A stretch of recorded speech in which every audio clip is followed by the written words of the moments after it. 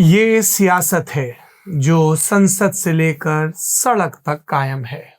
हम महाभारत के शांति पर्व का रुख करेंगे, जहां पर अलग अलग विद्वानों ने बताया कि राजनीति क्या है, सत्ता कैसे हासिल की जा सकती है और कैसे इस पर पकड़ बरकरार रखी जा सकती है। इसके लिए साम, दान, दंड और भेद का जिक्र हुआ। बाद में कौटिल्य के अर्थशास्त्र में विष्णुगुप्त ने, चाणक्य ने बार बार इन शब्दों का न सिर्फ इस्तेमाल किया बल्कि इन्हें अमल में भी लाया। और उसके बाद से हिंदुस्तान की राजनीति को, या यूं कहें कि दुनिया भर की राजनीति को समझने के लिए ये चार शब्द कुंजी बन गए। बाद के दिनों में दान की जगह दाम शब्द आ गया। साम का अर्थ है बातचीत के जरिए राजनीति करना या अपने हितों को साधना। दाम का अर्थ है अर्थ की ताकत के जरिए अपने हितों को साधना। दंड में बल का प्रयोग है, लॉ एंड ऑर्डर है, कोर्ट है, नीति है, एजेंसीज हैं। किसी भी तरह से बल का प्रयोग करके अपने मंतव्य का पालन करवाना। और भेद का अर्थ है शत्रु के बारे में ऐसी जानकारी जिसका अपने सुभीते से इस्तेमाल किया जा सके। बाद के दिनों में इसके लिए स्कूप शब्द का इस्तेमाल किया गया। देवियों और सज्जनों, आपका बहुत बहुत स्वागत है। मेरा नाम सौरभ द्विवेदी है। आप इंडियन एक्सप्रेस हिंदी का नया पॉलिटिकल शो देख रहे हैं, जो कि साप्ताहिक होगा, जिसका नाम है साम, दाम, दंड, भेद। इसमें हम इंडियन एक्सप्रेस के अलग अलग राजनीतिक संवाददाताओं के जरिए समझेंगे हफ्ते भर की अहम सियासी सुर्खियों के बारे में और 1 से 2 विषयों के बारे में विस्तार से बातचीत भी करेंगे।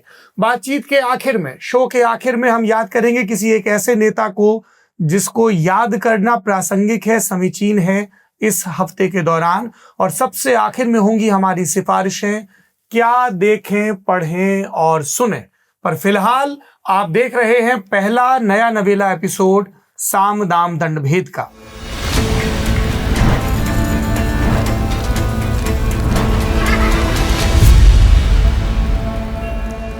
सबसे पहले आपका परिचय मित्रों से करवा देता हूं। हमारे पहले साथी हैं लिज मैथ्यू जी। लिज जी इस एपिसोड की रिकॉर्डिंग शुरू होने से पहले हिंदू आइडियोलॉजी, हिंदुत्व की राजनीति और इसके पहलुए जो संगठन है वो जिन शब्दावलियों का इस्तेमाल करते हैं, खासतौर पर संस्कृत निष्ठ, उनका रियाज कर रही थी। लिज जी पिछले 3 दशक से भारतीय जनता पार्टी की पॉलिटिक्स को और भी दूसरे दलों की पॉलिटिक्स को कवर कर रही हैं। So she is our in house veteran. बहुत बहुत स्वागत है। आप लिज जी को हमारे संसद वाले कार्यक्रम सदन में भी देख चुके हैं। थैंक यू लिज जी आपके वक्त के लिए। लिज जी को लग रहा था ये बता ना दे कि हम प्रातः स्मरण पर बात कर रहे थे और एकात्मता स्त्रोत पर। यस जी।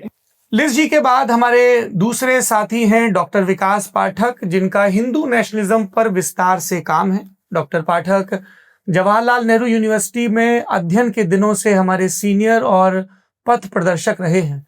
कैसे संभालते हैं आप इस भार को? आप देख ही रहे हैं।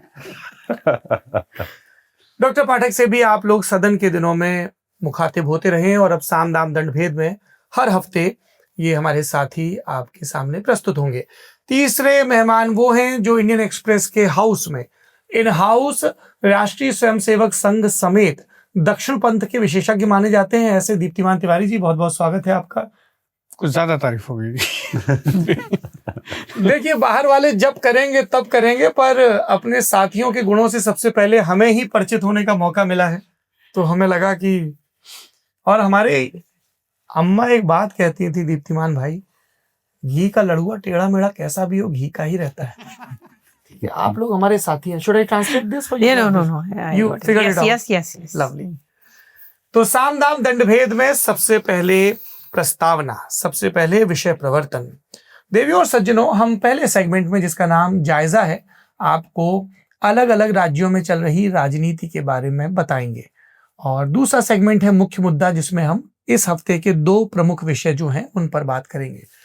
जायजा में कहीं से भी आप शुरू कर दीजिए। आप जम्मू कश्मीर का रुख करिए। अमरीकी राजदूत पहुंचे और समझ में आया कि उमर अब्दुल्ला, जो अपने परिवार के तीसरी पीढ़ी के नेता और तीसरी ही पीढ़ी से आने वाले तीसरे मुख्यमंत्री भी हैं, उन्होंने स्टेट्समैन की तरह बर्ताव किया और ये इंश्योर किया कि जम्मू कश्मीर से जुड़े जो भी राजनीतिक मसले हैं वो हमारा घरेलू मुद्दा है, वो बाहर की राजनीति, बाहर के प्रपंच के लिए नहीं है।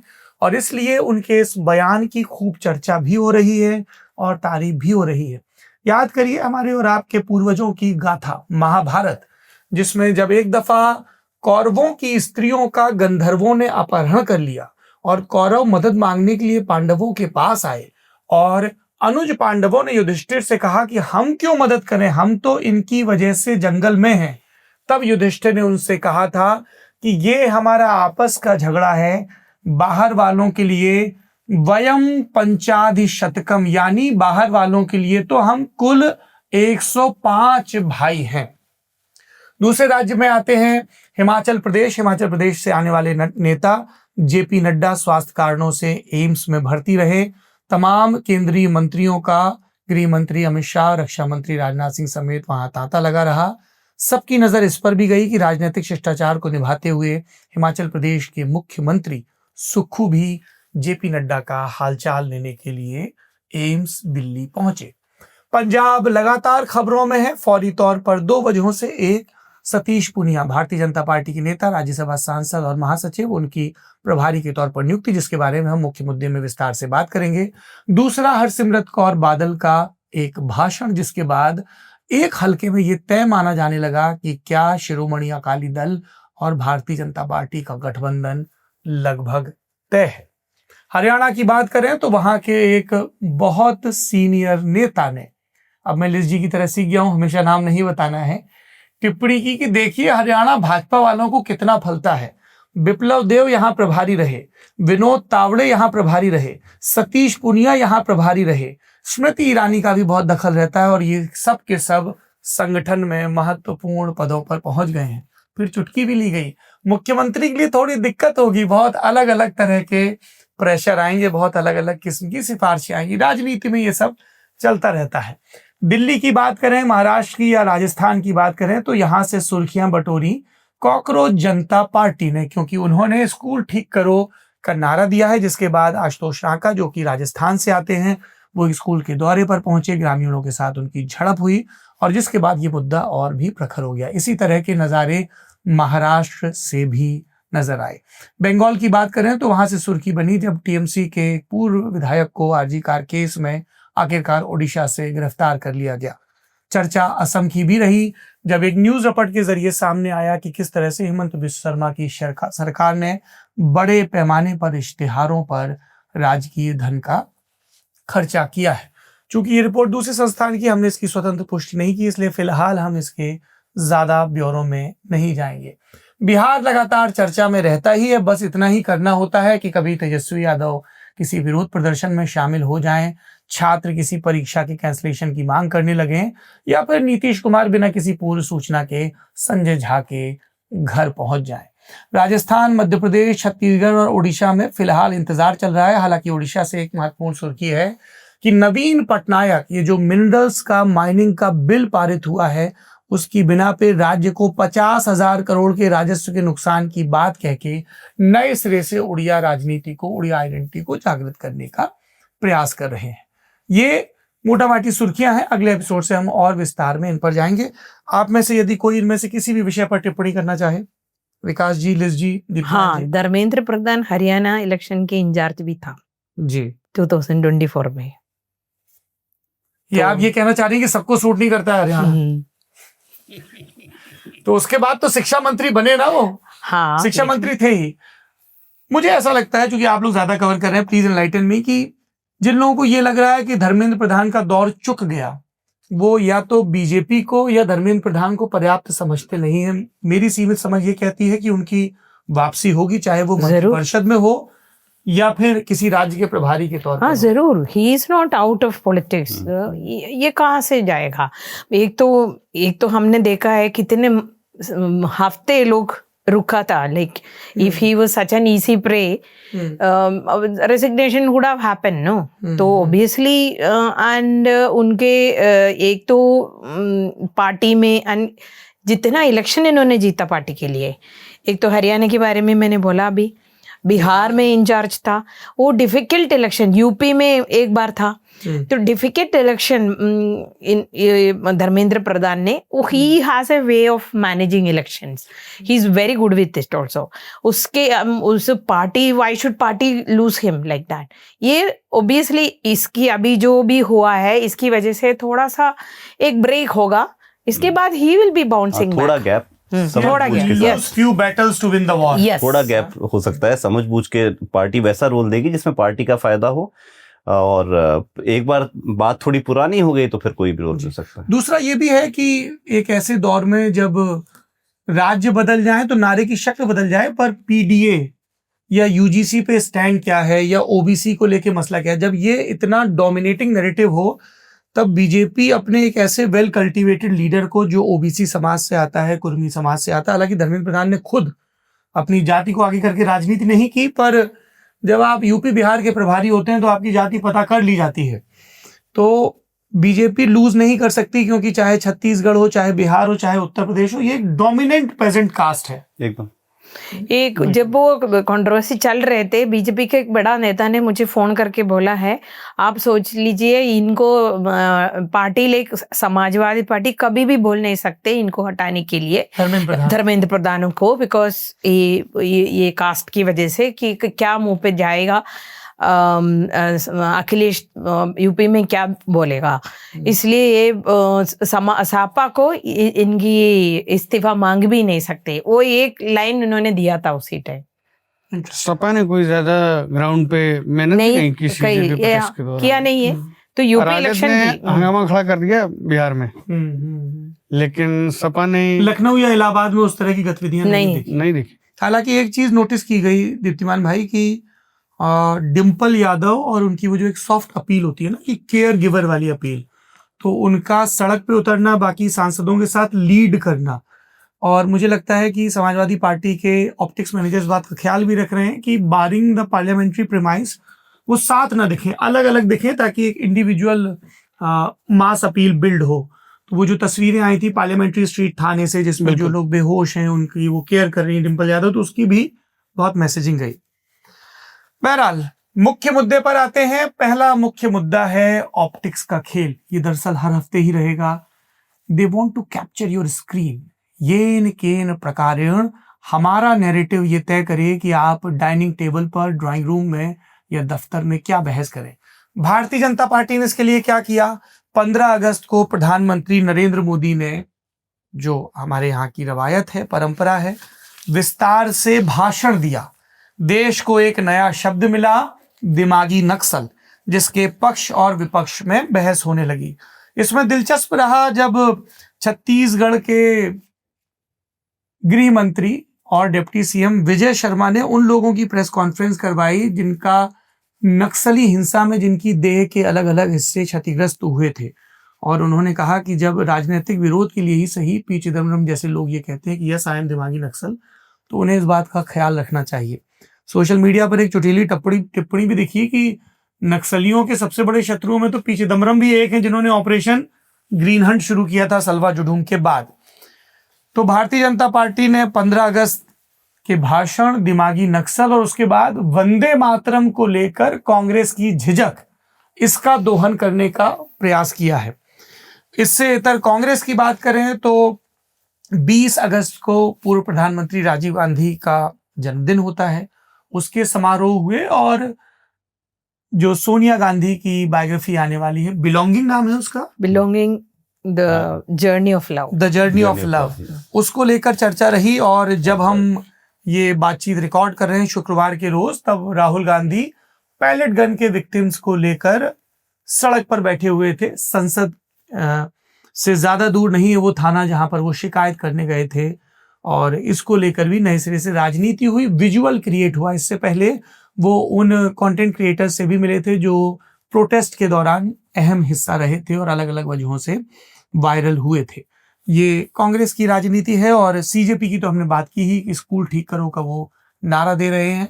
कई लोगों ने कहा कि this is straight out of आम आदमी पार्टी टेक्स्ट बुक, जहां पे ऐसी बुनियादी चीजें जो मिडिल क्लास को बहुत अपील करें कि साहब एजुकेशन और हेल्थ इनको तो फिक्स करना ही चाहिए। कई लोगों ने कहा कि मिडिल क्लास से ज्यादा गरीबों को, पर फिर ये कहा गया कि गरीबों को तो बहुत चीजें प्रभावित करती हैं, लेकिन जब तक मध्य वर्ग उन पर चर्चा नहीं करता तब तक वो विमर्श नहीं बनता। इस पर आप लोगों की राय? नहीं, वो बात बिल्कुल सही है। देखिए, चीज क्या है कि जो एक तरह का बहुत स्ट्रॉन्ग कल्चरल एजेंडा चल रहा था जी। बीजेपी के 10-12 साल में, कल्चरल एजेंडा चल रहा था हिंदुत्व के आसपास, उन थीम्स के आसपास, और उसके अलावा थोड़ा कास्ट वाला भी डिस्कोर्स जो कांग्रेस भी बहुत ज्यादा आगे लेके आई। जी। तो उसमें कहीं ना कहीं वो तरह के वो मुद्दे जो कि मध्यम वर्ग के अदरवाइज होते हैं कि मेरे बच्चे को कोचिंग कहाँ दिलवानी है, फ्री कोचिंग का जिक्र किया प्रधानमंत्री ने। आईआईटी हो पाएगा कि नहीं, आईआईटी नहीं होगा तो क्या करेंगे, क्या प्राइवेट इंजीनियरिंग कॉलेज में जाना है तो कितनी फीस होगी। तो ये मुद्दे ऐसे हैं कि जो हर परिवार में, अभी बीच में एक ब्रेक आ गया था कि परिवार जब अपनी बचत कर रहा है अपने बच्चों के लिए, तो वो ये मुद्दे सोच रहा है। जब टीवी खोल के देख रहा है तब वो देख रहा है कि भाई फलानी मस्जिद है, इस पे डिस्प्यूट है, फलानी जगह क्या बुलडोजर चला, तो वो मिसमैच आ गया था। तो उस मिसमैच के बीच में जब ये आपके देखिए कि पेपर लीक्स जब लगातार होने शुरू हुए और उसी टाइम पे सीजेपी का आंदोलन आ गया, फिर सोनम वांगचुक बैठ गए, तो सडनली ये जो हर परिवार के लिए बड़ी नजदीकी चीजें हैं ये वापस डिबेट में आ गई हैं पूरी तरह। और उस डिबेट में पेट्रोल के दाम, एथेनॉल, गाड़ी खराब हो रही है, वो सब चल ही रहा था। सब डिबेट में आ चुका है अभी। दीप्तिमान, आपको लगता है जैसे हम लोग जब रूरल एरियाज में जाते हैं, बांकीपुर के नतीजे आए, दतिया के भी, तब भी ये बात कहीं दबी जबान कहीं प्रकट में हुई कि ये यूजीसी को लेके सरकार का जो स्टैंड रहा है उससे सवर्ण वर्ग में नाराजगी है। इस चीज को लेके आपको सत्ता वर्ग में कोई चिंता दिखी? देखिए, संघ के एक वरिष्ठ पदाधिकारी से मैं बात कर रहा था जब ये मुद्दा उठा और उसके बाद भी, तो उन्होंने बड़ा ही एक लाइन में इसकी व्याख्या की। उन्होंने कहा कि ये वो निवाला है जो न निगलते बन रहा है और न उगलते बन रहा है, कि इसको अगर हम आगे लेके जाते हैं तो अपर कास्ट नाराज होगा, और अब नोटिफाई होने के बाद इसको विड्रॉ करते हैं तो हमें दलितों का खूब भाजन करना पड़ेगा। सुप्रीम कोर्ट में बीते दिन शायद इसकी चर्चा हुई थी। इसकी चर्चा भी हुई थी। सुप्रीम कोर्ट ने जैसे ही इस मामले को स्टे किया था जी। तो यूपी में जो जाटो समाज है उन्होंने इस पर प्रदर्शन भी किया था। ये आपको मैंने एक बोला था ना, दूसरा लाइन, ये चाकू जब मारेगा जितना खून आते हैं, लेकिन चाकू जब निकालने के लिए कोशिश करना उससे ज्यादा खून आएगा। ये भी एक कंपैरिजन दिया था एक किसी वो है। और कल तो सरकार ने ये बोल दिया ना कि अब हम रिकंसिडर करेंगे। अब रिकंसिडर का मतलब है सरकार की तरफ से, जैसे बीजेपी में हमने लोगों से बात की तो उनका कहना है कि भाई ये जितना डिले किया जा सके मुद्दा उतना बेहतर है। अभी जैसे Uttar Pradesh is it equivalent to कि प्राइवेट सेक्टर में भी रिजर्वेशन होना चाहिए? यस। तो किसी आप सत्ताधारी पूछेंगे तो वो कुछ बोलेगा नहीं इस पे, ये विचार का विषय है। बिल्कुल विचार। देखिए, उत्तर प्रदेश का सबसे इम्पोर्टेंट जो रिजल्ट आने वाला, वो इलेक्शन होने वाला है अभी, वो उत्तर प्रदेश है, बड़ा राज्य है। उसके बिना बीजेपी कभी मेजोरिटी आसानी से नहीं ला सकती लोकसभा में। अब उत्तर प्रदेश की अगर आप डेमोग्राफी देखेंगे, लास्ट हमारे पास 1931 सेंसस के आंकड़े हैं, अब आ जाएंगे जो नए आंकड़े आएंगे। 9.1% ब्राह्मण है, 7.9% ठाकुर है, फिर आप उसमें ऐड कीजिए थोड़ा बनिया और कायस्थ, ये सब, तो जब आप ऐड करते हैं 20% के करीब। और अगर आप इसको कंपेयर करें जैसे महाराष्ट्र जैसे राज्य में तो 3% ब्राह्मण होंगे, तो इतना बड़ा चंक है। अब ऐसे में अगर आप इस पे ये करें कि भाई अब वो तो हमने ले आया, तो आपको ये खतरा हो सकता है कि थोड़ा सा सेक्शन या तो वोट डालने ना आए या कहीं छिटक जाए, तो ये 20% है। लेकिन अगर आप विड्रॉ करते हैं तो वो पूरा पीडीए वाला डिस्कोर्स चल जाएगा, अखिलेश, कांग्रेस, ये सब। तो ये वो जो दीप्तिमान ने कहा निवाला, ये वैसा ही है कि अब रिकंसिडर में क्या करेंगे। अब एक तरीका तो ये कमेटी बना दें, अगली बार 4 हफ्ते बाद बोले जी हम एक हाई लेवल कमेटी बना रहे हैं, हाई लेवल कमेटी 1.5 साल के लिए बैठ जाए उस पर, क्योंकि जितना आप डिले करें, क्योंकि रिकंसिडरेशन में अगर आपने कुछ चीजें भी की कि नहीं, अगर फॉल्स कंप्लेंट होगी तो पेनल्टी होगी फॉल्स कंप्लेंट की, वहां पे भी हो सकता है कुछ अम्बेडकरवादी ग्रुप बोले कि भाई आप तो ये कि फॉल्स कंप्लेंट कौन प्रूव करेगा, है ना, मुझे अगर ऐसा महसूस हुआ। तो ये ऐसा मुद्दा है जो बहुत ही, इसको जितना कम टच किया जाए उतना सरकार के लिए बेहतर है जी। और हम इस पे आगे बढ़ें, लिज ने एक बड़ा इंटरेस्टिंग मेटाफर इस्तेमाल किया कि चाकू या खंजर या छुरा जिसमें धसे तो नुकसान पर निकले तो ज्यादा। मेरे बड़े भाई ट्रॉमा सर्जन हैं, इसलिए आपको लगे हाँ तो बता देता हूँ, यदि आपके इर्द गिर्द कभी किसी व्यक्ति के शरीर में कुछ इस तरह का ऑब्जेक्ट धस जाए किसी एक्सीडेंट के चलते, खुद से नहीं निकालना है, डॉक्टर के पास ले जाना है। ये बहुत इंपॉर्टेंट ट्रॉमा सर्जरी का एक लेसन होता है कि अगर कहीं पे सरिया घुस गया किसी के हाथ में, तो ये नहीं कि लाओ हमको उसको निकाल देते हैं फिर ले जाएं, उसको बने रहने देना, क्योंकि वो ब्लड ब्लॉक कर रहा है वहां पे। खुद से डॉक्टर नहीं बनना है। कास्ट सेंस इन्होंने चूंकि जिक्र किया, अभी कुछ आंकड़े दिए विकास जी। आंकड़े तो अभी सब अंदाजे वाले ही चल रहे हैं 1931 के बाद से, मोटा माटी, क्योंकि एक दफा यूपी इलेक्शन से पहले अलग अलग जाति की राजनीति करने वाले हमने तमाम संगठनों से बात की कि आपका भाई साहब कितना % वोट है, तो करणी सेना ने इतना बताया, ब्राह्मण महासभा ने इतना बताया, कायस्थ सभा ने इतना, मौर्य सभा ने इतना, सबने गिनवाए। जब मैंने सबका परसेंटेज जोड़ा तो 156% पे पहुंचा था। वो तो सब बढ़ा के बताते तो हैं। सब बढ़ा के बता रहे हैं, हम कौन कितना बढ़ा रहा है ये पता नहीं है। पर ये कास्ट सेंसस और कास्ट सेंसस को लेकर ड्रॉप डाउन की जब जातिवार जब जनगणना होगी जिसमें जाति भी पूछी जाएगी, तो अब जो उसका टेम्पलेट अभी सामने आया वो ये है कि SC ST है तो क्लियर मार्किंग होगी, और उसके बाद आपको आपकी कास्ट बतानी है। एक ऑप्शन ये भी है कि नो कास्ट या नहीं बताना चाहते। ये क्या बहुत सेफ खेल रहे हैं? आप तीनों ही लोगों की राय चाहूंगा। देखिए, इस पे हमने एक रिपोर्ट लिखी थी कुछ दिनों पहले। इसके पहले जब ये उजागर हुआ उसके पहले हमने रिपोर्ट लिखी थी, जिसमें कि एक हमें बीजेपी के काफी सीनियर नेता ने बताया, वरिष्ठ नेता ने बताया कि भाई हमने तो नहीं मांगी थी कास्ट सेंसस। भाई जिन्होंने मांगी है वो इसके बाद एक कमेटी बना देंगे, उसके वो खुद चेयरमैन बन जाएं और फिर वो बता दें कि इसमें से कौन कौन ओबीसी है। ठीक है भाई, हम तो इसमें ड्रॉप डाउन मेन्यू का कोई प्रावधान हम नहीं कर सकते क्योंकि वो बहुत ही कॉम्प्लिकेटेड है। कितनी आप उसमें कितने भरेंगे? नहीं, आप चाहें तो कर सकते हैं, ऐसा तो है नहीं कि आपके पास वो लिस्ट नहीं है। जिस नेता आपसे बात की उसने कितना बोला है पहले, कितना कास्ट है? इधर 70,000 कास्ट है बोला। नहीं, देखिए जब 2011 में हुआ था तो 46 लाख कास्ट निकल गए। Both the political reporters they are referring the same नेता, पर नाम नहीं बता रहे कि जिस नेता ने बोला उस नेता की। कुछ नेता ऐसे होते हैं जिनके नाम नहीं लिए। मैंने अभी मैंने तो आखिरी बार मैंने ये बात वोल्डेमॉर्ट के बारे में सुनी थी। तो ऐसा है कि 2011 में जब हुआ तो 46 लाख कास्ट आ गए। अब उसमें होता क्या है? 46 लाख कास्ट? जी, Yes. 46 लाख। 46 लाख? Yes. जी, 46 lakh. Very big number, very big number. That is तो why- उसमें तो भारत में 46 लाख जातियां हैं। अब जैसे जो आप है नहीं, बताएंगे, देखिए जो बोलने पे if you are going by the- title है या जातियां? नहीं, जैसे वो 2011 में भी वही किया। आप जो बताएंगे उसने नोट कर लिया, वो आपकी जाति है। अब आपने बता दिया कि जी हम ब्रह्म ऋषि हैं, तो उसने ब्रह्म ऋषि नोट कर लिया। आपने बता दिया नहीं हम राज ऋषि हैं, तो वो कर लिया। आपने बताया हम राजपूत हैं, तो राजपूत कर लिया। आपने बताया हम ठाकुर हैं, तो ठाकुर कर लिया। आपने बताया हम भूमियार है, तो भूमियार कर दिया। भूमियार ब्राह्मण बताया तो भूमियार ब्राह्मण भी एक उतना ही नहीं, तो करते करते बढ़ती जाएगी। आपने बोल दिया हम वाला गुप्ता बोल दिया, हैं। हाँ गुप्ता है, हम वर्मा हैं। अब कौन से वर्मा हैं? राय हैं। अब राय यादव भी है, राय भूमिहार भी है। आपने कहा हम सरोज हैं तो सरोज हो जाएगा, आपने कहा पासी हैं तो पासी हो जाएगा। तो ये जैसे आपने वर्मा का जिक्र किया, वर्मा लोधी समाज के लोग भी लिखते हैं, वर्मा कोरी समाज के लोग भी लिखते कायस्थ हैं, भी लिखते हैं, वर्मा कायस्थ समाज जाट के भी भी लिखते हैं, वर्मा कुर्मी समाज के लोग भी कुर्मी लिखते हैं। साउथ में आप वर्मा दूसरी- अपर कास्ट है। हाँ, साउथ में वर्मा अपर कास्ट अपर है। कास्ट। अलग अलग जगह, मैं पीछे बिहार गया था जहाँ पे कि सरनेम से आप एक्चुअली किसी की भी जाति पता कर सकते हैं बिहार में। वहां पे अब लोग, एक नया ट्रेंड आ गया, लोग कुछ भी सरनेम रख रहे हैं। ठीक है, वैसे तो बीच में एक वो भी ट्रेंड चला था, राजीव रंजन। अब जो पता बढ़िया करते ट्रेंड रहिए था।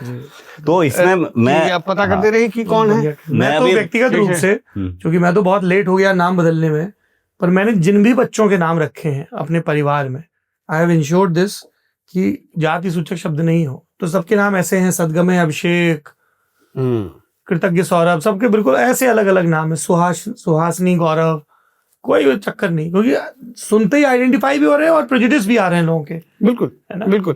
तो बेसिकली ये जो जनगणना होगी, जाति जनगणना, इसमें लगभग ये कहा जा सकता है कि सरकार का इंटेंट है कि 2011 के रिजल्ट आ जाएं।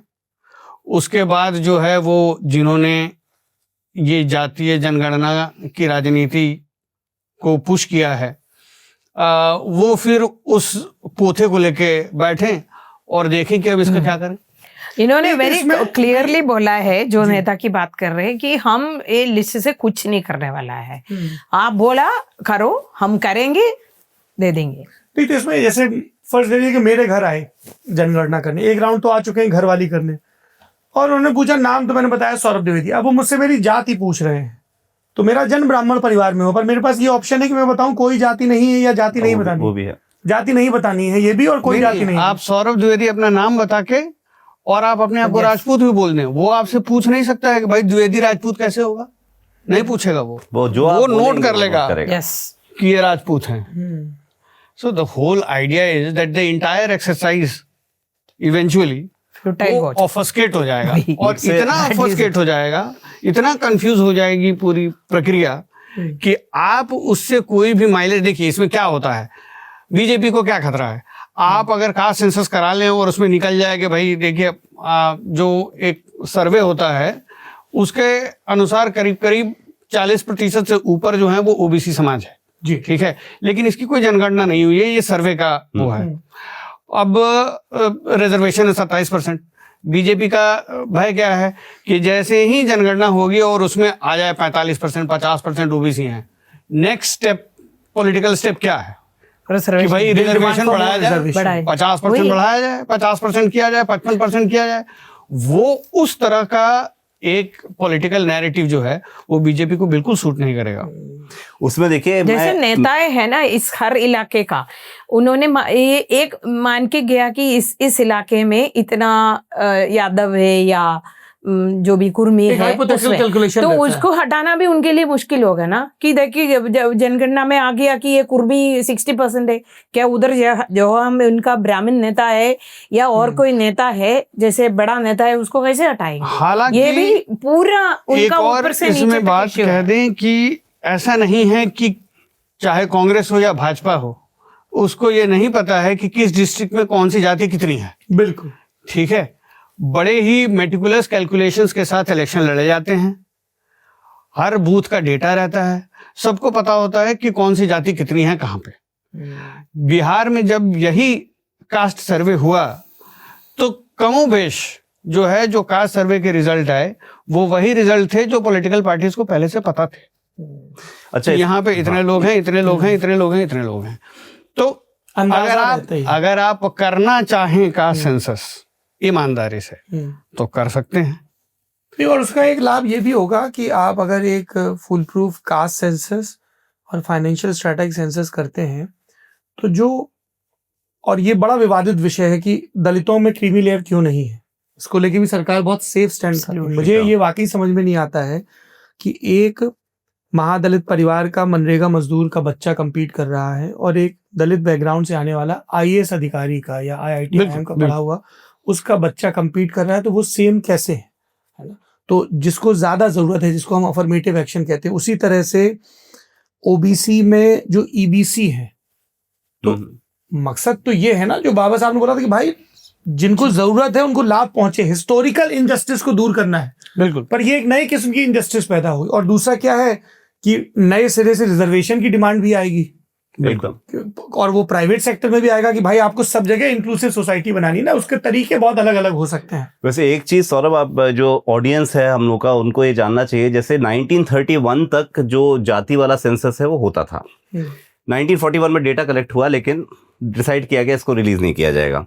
जंग चल रही थी और सब चीजें थी। 31 के सेंसस की रिपोर्ट अगर आप देखेंगे तो रिपोर्ट में बाकायदा मेंशन्ड है कि हमें एक परेशानी ये आ रही है कि 21 में जहां 4 जातियां थी वो 31 में 1 बन के आ रही है। और उन्होंने एग्जाम्पल दिया, यादव का उन्होंने एग्जाम्पल दिया कि 21 में या 11 में, 1911 में कुछ जातियां थी, एक यादव नाम की जाति थी, एक अहीर नाम की जाति थी, एक ग्वाला नाम की जाति थी, एक गोप नाम की जाति थी। अब ये सारे के सारे क्लब होके बन गए यादव।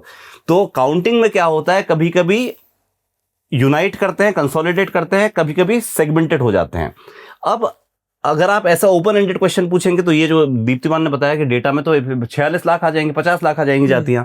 अगर आप पहले से एक कमिटी बना के कि भाई कौन कौन से ऑप्शंस को आप एक कास्ट मानेंगे, वो करते हैं, कमीशन को साथ ले आए कि भाई आप बता दें कौन नहीं, तो कौन सी जातियों का pool है। उसमें ये जो एसके थोराट से मेरी बात हो रही थी, जो पहले आईसीसीआर के चेयरमैन थे, उन्होंने बोला कि ऑलरेडी लिस्ट कितनी है सरकार के पास, सारी शेड्यूल कास्ट 1208 जातियां, उसकी लिस्ट ऑलरेडी है जो कंपाइल्ड है। एसटी 730 ट्राइब्स हैं, उनकी शेड्यूल्ड ट्राइब उनका है। ओबीसी जितने हैं उनकी भी ऑलरेडी लिस्ट है। तो बचा ये 3 मिला के तो आपकी अधिकांश पॉपुलेशन हो चुकी है ना। बचा आपका so called upper caste Hindu जो 15-20% है। तो क्या आप उसके लिए एक लिस्ट नहीं बना सकते? आप लिस्ट बना देंगे तो सीधा के सीधे लिस्ट आ जाएंगी। तो एक चीज वो है। तो ये जो पूरी चीज है कि अगर आप ये अच्छा उसमें भी अगर लिस्ट बनाएंगे, बहुत मजे की बात यह है कि जब बिहार का कास्ट सर्वे हुआ, नीतीश कुमार ने किया 2023 में, मैं एक आईएएस अधिकारी से बात कर रहा था जो बहुत उसमें एक्टिव थे। उन्होंने बोला कि भाई हम लोगों के पास तो हमने कास्ट की एक लिस्ट बनवा ली थी और उसमें पेन एंड पेपर ही था, लेकिन सर्वे में हमने कोई भी चीज आदमी बोलेगा वो नहीं होगी, हमारे पास जो ऑप्शन है उसके विद नहीं होगा। लेकिन जैसे ही वो आया, हम लोगों ने इंडियन एक्सप्रेस के लिए मैंने इंटरव्यू किया था और सुशील मोदी का, उस टाइम वो जीवित थे, उन्होंने बोला कि भाई लिस्ट कैसे बनाई है। उनका कहना था कि यादव पे जितनी सब कास्ट हैं जिनको यादव हम मान सकते हैं उन सबको कंसोलिडेट कर दिया है, तो 14% आ गया है। कुशवाहा की जो है अलग अलग सब कास्ट उनको अलग अलग कर दिया है, तो उनका नंबर कम हो गया। केवट की जो है मल्लाह की उनको अलग अलग कर दिया है। तो जब आप लिस्ट बनाएंगे तब भी ये डिबेट रहेगा, क्योंकि वो बड़ा ये ब्लर्ड एरिया है कि कौन सी कास्ट की बाउंड्री कहाँ खत्म होती है, दूसरी की कहाँ शुरू होती है। तो ये बहुत बड़े एडमिनिस्ट्रेटिव इश्यूज हैं इसके। और इसीलिए भारतीय जनता पार्टी अपने राजनीतिक हितों को देखते हुए फिलहाल इस पर भी थोड़ा सा गोलमोल रुख है। बिल्कुल। और वो मंडल कमीशन के दिनों से है कि क्या स्टैंड लें। अगड़ों के वोट गंवाने नहीं है और पिछड़ों के वोट के जरिए ही वो सत्ता में आए हैं। 2 नेताओं का जिक्र करूंगा। मैं उत्तर प्रदेश से आता हूं जिन्होंने सबसे पहले ये बात समझी कि रिप्रेजेंटेशन कितना जरूरी है।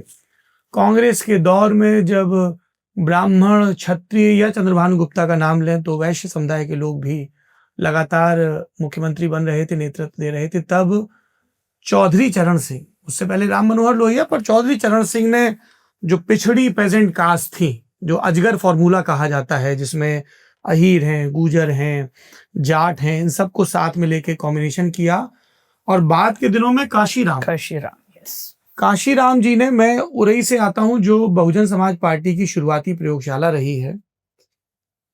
अलग अलग पार्टियों के नेता क्षत्रिय, ब्राह्मण, सुरक्षित और वैश्य इन समुदायों से बनते थे, उसमें थोड़ा बहुत इधर उधर होता था। बसपा ने वहां पर प्रयोग किया, एक जगह पाल समाज, गड़रिया समाज के नेता को टिकट दिया, वो विधायक बना लगातार। एक जगह कुशवाहा समाज को दिया, एक जगह मुस्लिम को दिया और एक जगह दलित में जाटों को दिया, और पूरी इक्वेशन चेंज हो गई।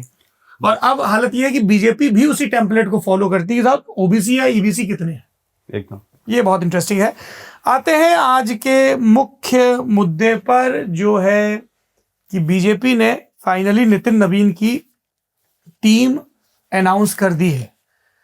मकसद ये है कि तमाम जो दूसरे मुद्दे हैं अब उन पर उतनी चर्चा ना हो, बीजेपी के हाउस इन ऑर्डर पे चर्चा हो। मुख्य मुद्दे और क्या हो सकते थे? चंपत राय की चिट्ठी हो सकती थी, राम जन्मभूमि तीर्थ क्षेत्र ट्रस्ट के पूर्व महासचिव, 9 पन्ने की चिट्ठी जिसमें विस्तार से नृपेंद्र मिश्र पर फैसलों में मनमानी के आरोप लगाए गए हैं, उस पर उतना बात नहीं हो रही है। जनगणना बड़ा मुद्दा है इस देश का, उस पर उतनी बात नहीं हो रही है। भाजपा चाहती है वंदे मातरम पर बात हो और हम और आप सब लोग मिलकर पूरे 6 स्टेंजा सुजलाम सुफलाम से शुरू करके धरणी भरणी मातरम तक, मैंने तो प्रिंट आउट निकाल लिया है गाइस, इसको अच्छे से कंठस्थ कर लेना है, सस्वर वादन कर लेना है। पता नहीं कौन से मोड़ पर देशभक्ति का प्रमाण पत्र मांगा जाने लगे। और वैसे भी सुंदर कविता है, आनंद मठ भी पढ़ना चाहिए। इत्तेफाकी ना इत्तेफाकी अपनी जगह है, थोड़ा साहित्य को पढ़िए, हम आखिरी में कुछ किताबें बताएंगे भी। और गीत तो सुंदर है ही, देखिए लता जी ने भी गाया, AR रहमान ने भी गाया। वंदे मातरम कहने में, अपनी माँ की वंदना करने में संकोच नहीं होना चाहिए। कितने स्टेंजा में वंदना करनी, अपनी पॉलिटिक्स हिसाब से चुन लो। भारत सरकार ने नियम बना दिया है कि पूरे 6 स्टेंजा गाने हैं। लेकिन आपको याद है नेहरू जी क्या एक रीजन बोला था, ये नेशनल एंथम नहीं बनाना है? उन्होंने जो म्यूजिक वाला म्यूजिक वाला वो डिफाई हो गया है। हाँ। देखिए रैप का जमाना है, तमाम अतुकांत कविताओं का भी संगीत नहीं हो जाता मैं है। अब की बात नहीं कर रही हूँ। हाँ। तभी उसी टाइम में मिलिट्री बैंड में नहीं आया, बोला कि दूसरे देश की बैंड में पूरा एक एपिसोड। क्या कमाल का क्रॉस रेफरेंस है जी। तो इन सब मुद्दों पर बात ना हो, जेनजी पर बहुत बात ना हो, तो फिलहाल के लिए। और PM केयर्स फंड ये तो छूट ही गया। 2024-25 के अंत में पीएम केयर्स फंड का बैलेंस 8,452.06 करोड़ अब तक का सबसे ज्यादा है, और इस साल फंड से सिर्फ 87,85,000 रुपए की रकम खर्च हुई है। डोनेशन में कमी और बेहद कम खर्च के सवाल उठ रहे हैं। शिरोमणि अकाली दल की हमने बात की। बीजेपी की केंद्रीय टीम पे आए इससे पहले, हालांकि यहाँ सीजी मनोज और असद नहीं है, तो आप लोग बता दीजिए, कांग्रेस की जो जिच है, सीडब्ल्यूसी की मीटिंग भी हुई, वंदे मातरम को लेकर रुख, उस पर आप लोगों का क्या सोचना है? कई लोगों ने कहा, अभिषेक मनु सिंघवी के हवाले से भी बात आई कि हमें बीजेपी की पिच पर नहीं खेलना चाहिए। ये बात हमने जेएनयू के दिनों में सुनी थी कि लेफ्ट इंटेलिजेंसिया एक टर्म कॉइन करती है, then everybody starts debating around it. उन्होंने कहा सेफनाइजेशन ऑफ एजुकेशन। आप करते रहिए डिफेंड, उसके बाद अपनी बात कहते रहिए। क्या बीजेपी ने उसी तरह से टर्फ डिसाइड कर दी कि आप वंदे मातरम पे अपने आप को? कांग्रेस ने उधर बहुत गलती किया है। एक तो बात, जब हाउस में मुद्दा आया कि बिल आया था लोकसभा में, इसमें सिर्फ कनिमोझी बात किया और संबित पात्रा बात किया। कांग्रेस की नेता है, किसी ने इतना उनको ऑब्जेक्शन है तो हाउस में रिकॉर्ड में होना चाहिए ना। अभी देखो, अभी कल 10 साल के बाद कोई भी पार्लियामेंट की रिकॉर्ड लेके देखे तो कांग्रेस की कोई भी वक्ता ने, मतलब कोई भी स्पीकर ने एक लाइन नहीं बोला है उसमें।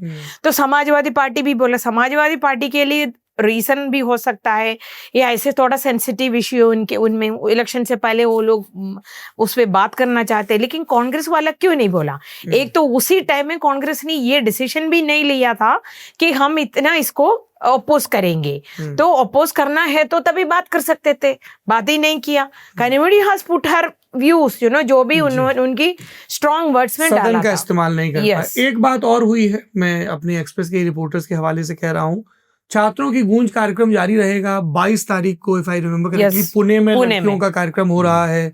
इलाहाबाद में कार्यक्रम हुआ, लोगों ने कहा कि झारखंड में छात्रों का विरोध प्रदर्शन रहा, उस पर हालांकि हेमंत सोरेन सरकार ने कार्रवाई की, जो अब जाके हाई कोर्ट में अटक गई है। ये बात भी कन्हैया कुमार ने कही, जो एनएसयूआई के इंचार्ज होने के नाते विशेष आमंत्रित सदस्य हैं कांग्रेस वर्किंग कमेटी के, कि हमें अपनी पॉलिटिकल स्पेस सीजेपी को सीड नहीं करनी चाहिए। अब आते हैं बीजेपी की नई केंद्रीय टीम पर। 65 लोगों की टीम, जिसमें 51 नए लोग हैं। हेडलाइंस किसने बनाई? स्मृति ईरानी की महासचिव के तौर पर वापसी, राम माधव की लंबे वनवास के बाद उपाध्यक्ष के तौर पर वापसी, कभी राइजिंग स्टार माने जाते थे। डॉक्टर स्वदेश सिंह जैसे नए लोगों का इंडक्शन, जो अब नितिन नवीन की कोर टीम का हिस्सा माने जाते हैं। सतीश पुनिया का एलिवेशन, राजस्थान से आते हैं, एक ही बार के विधायक रहे, प्रदेश अध्यक्ष रहे, भाजपा सत्ता में आई, वो विधायक ही हार गए, उसके बाद उनको हरियाणा का प्रभारी बनाया गया, राज्यसभा में लाया गया।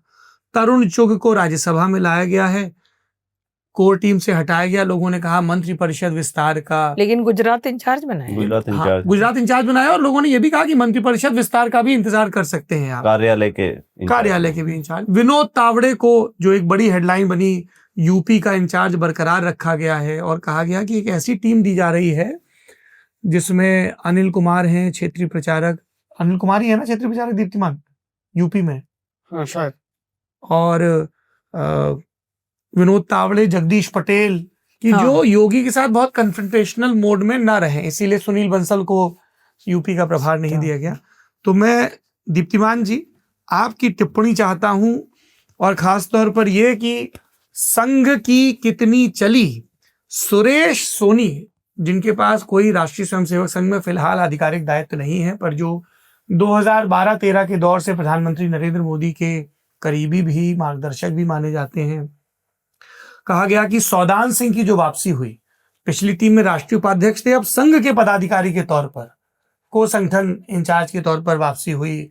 बीएल संतोष से सीनियर भी हैं सौदान सिंह, और एक जमाना था जब कहते हैं कि मध्य प्रदेश और छत्तीसगढ़ में उनकी रिट चला करती थी। शिवराज सिंह चौहान और रमन सिंह दोनों उनको गुड ह्यूमर में रखा करते थे। सौदान सिंह की वापसी हुई है।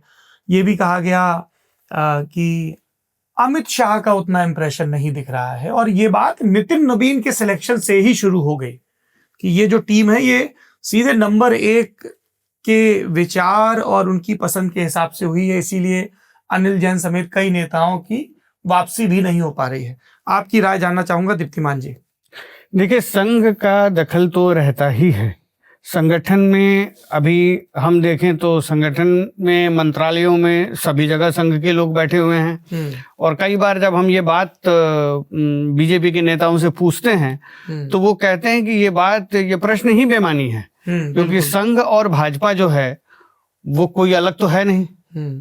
जब स्वयंसेवक प्रधानमंत्री है लिज तो जी, ये तो पूरा विवाद ही शुरू हुआ था। इन्होंने जो जेपी नड्डा का इंटरव्यू किया था, नहीं, संघ ने बंद कर दिया ना अपना, संघ से प्रचारक नहीं अभी भेजते। प्रचारक नहीं भेजते अभी। हाँ वो तो नहीं, पर अभी इस टीम में शिव जो प्रकाश, पहले था वही है, डीएल संतोष, शिव प्रकाश और सौदान सिंह ये तीन तो नाम है ना। है ना, अभी पहले से ये लोग है, नया कोई नहीं आया। राम माधव की वापसी हो गई, वो भी संघ से हैं। राम माधव जी की बात, स्मृति ईरानी को भी संघ के सर्कल्स में पसंद किया जाता है कि तेज तर्रार नेता है, अच्छी वक्ता है। बिल्कुल बिल्कुल बिल्कुल बिल्कुल that's true. नहीं, आप मंत्रालयों में चले जाइए, मंत्रियों के साथ जितने लोग साथ में बैठे हुए हैं वो भी, उसमें से कई सारे अखिल भारतीय विद्यार्थी परिषद और द ओएसडीज ऑफ द वर्ल्ड संघ के लोग आपको मिल जाएंगे घूमते फिरते।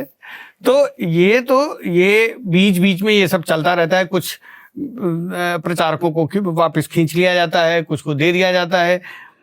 जब उनको जरूरत होती है तो वो मांग लेते हैं, नहीं जरूरत होती है तो इधर ले लेते हैं। ये सब और ये राज्यों में तो चल ही रहा है संघ या, मंत्रियों का राज्यों में संगठन, ये तो चलता रहता है। संघ और बीजेपी का तो ये सिम्बायोटिक क्या फैक्टर क्या रहे, रिलेशनशिप ये है। तो बताओ गुरु, रात दिन उठते बैठते हो, थोड़ा बताओ। जानकारी हमें नहीं है एक्चुअली, सही बता रहा हूँ मैं। तुमने कहा और हमने मान लिया। अरे आपको इस सरकार में जो है वो राजनीतिक पत्रकारिता जो है वो आसान नहीं है। जी जी बिल्कुल।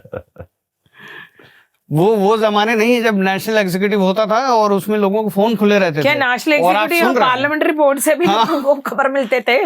हाँ, ऑन अरे कॉल ऑन रहता था और फोन ऑन पत्रकार सुन रहे हैं कि नेशनल एग्जीक्यूटिव में क्या मीटिंग में बातचीत हो रही है। ये बीजेपी में होता था। हाँ, जी होता था। बीजेपी की बात बता रहे हैं। बीजेपी में बीजेपी खूब में। खबरें होती थी एक जमाने में, हैं? बहुत। हम लोगों को सबसे पहले वही खबर ध्यान आती जिसमें टीवी कैमरों के सामने ही उमा भारती एल के आडवाणी को चुनौती दे रही कि मैं आपको चुनौती देती हूँ, मेरे खिलाफ कार्रवाई करिए। नहीं, 11 अशोक रोड में जब था तब तो अलग बीजेपी था ना। क्या होता था तब तो इवन पार्लियामेंट्री बोर्ड मीटिंग से जब मुख्यमंत्रियों के चुनाव होते थे ना, कुछ पत्रकारों को पहले मिलते थे खबर अंदर अरे से। मैं आपको यहाँ तक बताता हूँ एक वाकया कि Nitin Gadkari second time repeat होने वाले थे एज प्रेसिडेंट, होना भी चाहते थे। उस बीच हाँ। में पूर्ति के कई इश्यूज आ गए थे। Yes. तो आडवाणी जी नहीं चाहते थे कि इनको रिपीट किया जाए। तो अगले दिन जो है गडकरी जी को 11 बजे टाइप आके अपना नॉमिनेशन भरना है। हमने एक दूसरे अखबार में थे, स्टोरी वहाँ लिख दी और शाम को 7:30-8 बजे तक फ्री हो गए कि भाई ये है। एक मुझे पत्रकार का फोन आया, हिंदी पत्रकार का, कि राजनाथ जी बन रहे हैं। मैंने कहा है राजनाथ जी बन रहे हैं और खबर रेडी है, जा चुकी है डेस्क तक। अब मैंने सोचा बड़ी गड़बड़ है, तो मैंने जाके ऑफिस में बोला कि सुनने में ऐसा आ रहा है। तो बोला गया मालूम करो। मैं नाम नहीं बताऊंगा, आज एक काफी सीनियर मंत्री हैं, उस टाइम पे वो संगठन में हुआ करते थे, नाम नहीं बताऊंगा। मैंने सीधा फोन किया, सीधे बोलिए ना, अरुण जेटली के करीबी मंत्री। नहीं।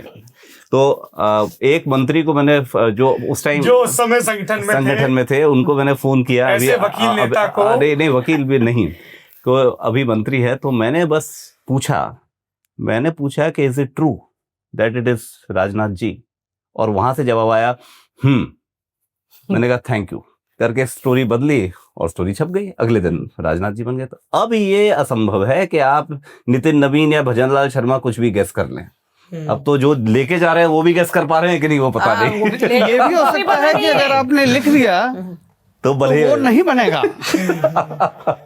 नहीं, ये बड़ी देवियों सज्जनों स्थापित बात है। राजनीति में जिसकी संभावनाओं को खत्म करना हो, उसकी संभावनाओं की सार्वजनिक चर्चा शुरू कर दीजिए। बस बहुत बढ़िया नेता है भाई साहब, मुख्यमंत्री से पहले रोकेंगे नहीं। भाई साहब सर बचा रहे हैं कि क्यों मेरे को।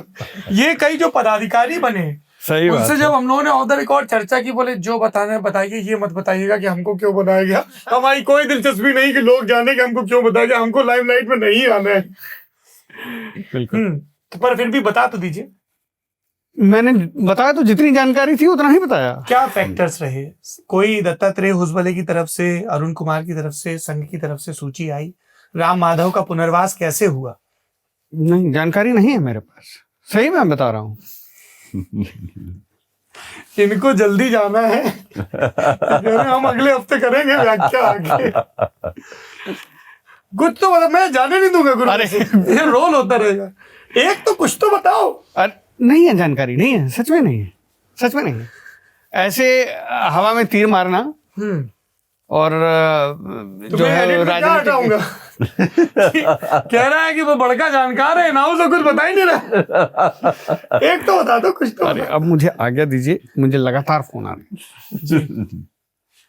श्रवण कुमार के जमाने में जी रहे हम लोग। दीप्तिमान जी के पिताजी का स्वास्थ्य जांच होना है, इसलिए कुछ भी एडिट नहीं होगा इसमें, लेकिन अगले हफ्ते कोई स्कूप लेके आइएगा, भेद। बिल्कुल। थैंक यू, बहुत बहुत शुक्रिया जी। बीजेपी की सूची पर अब और विस्तार से चर्चा कर रहे हैं लिज जी आपसे और विकास जी आपसे।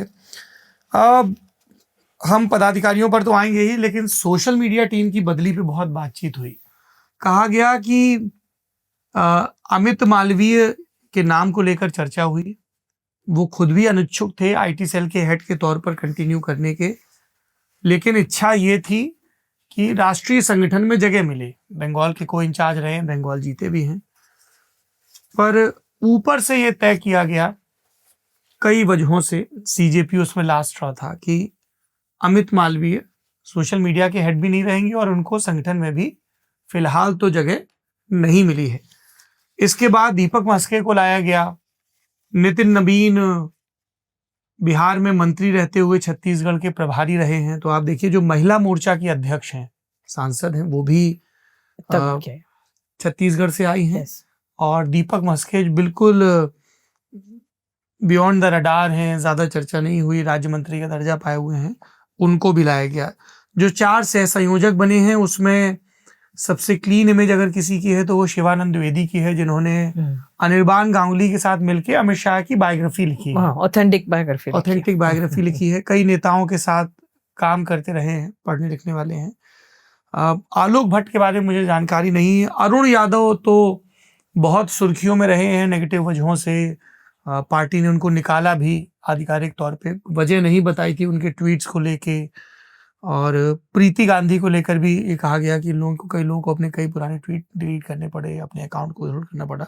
तो सबसे पहले मैं सोशल मीडिया की जो टीम में बदलाव हुआ उस पर क्या जानकारी हमारे पास, इनसाइड स्टोरी। एक जो अब हमने भी सुना है, एक तो इनको 11 साल हो गया अमित मालवीय काम कर, उसी पोस्ट में। ये अरविंद गुप्ता के बाद आए थे।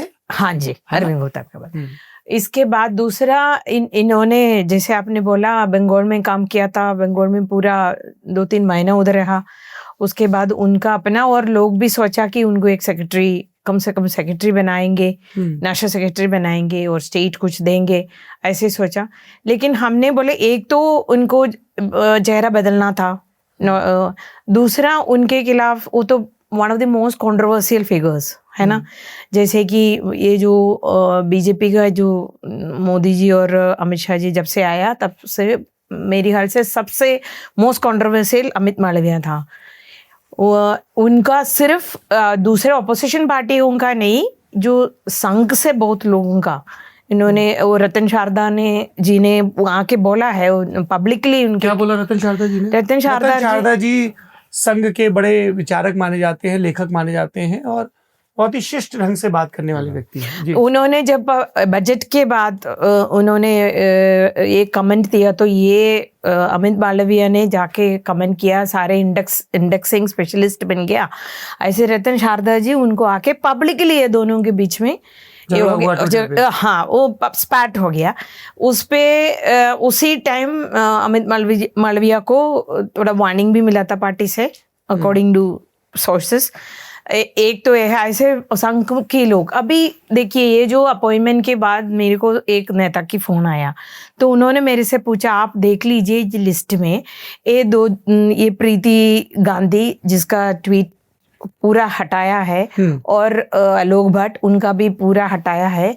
इन लोगों ने अरुण यादव का भैया, आलोक भट्ट का, ये दोनों का तो पहले दिन, एक तो उनको अपॉइंटमेंट से पहले हटा सकते थे, मतलब ट्विटर पेज उनको, ये तो एक स्ट्रैटेजिक मिस्टेक हो गया उनसे।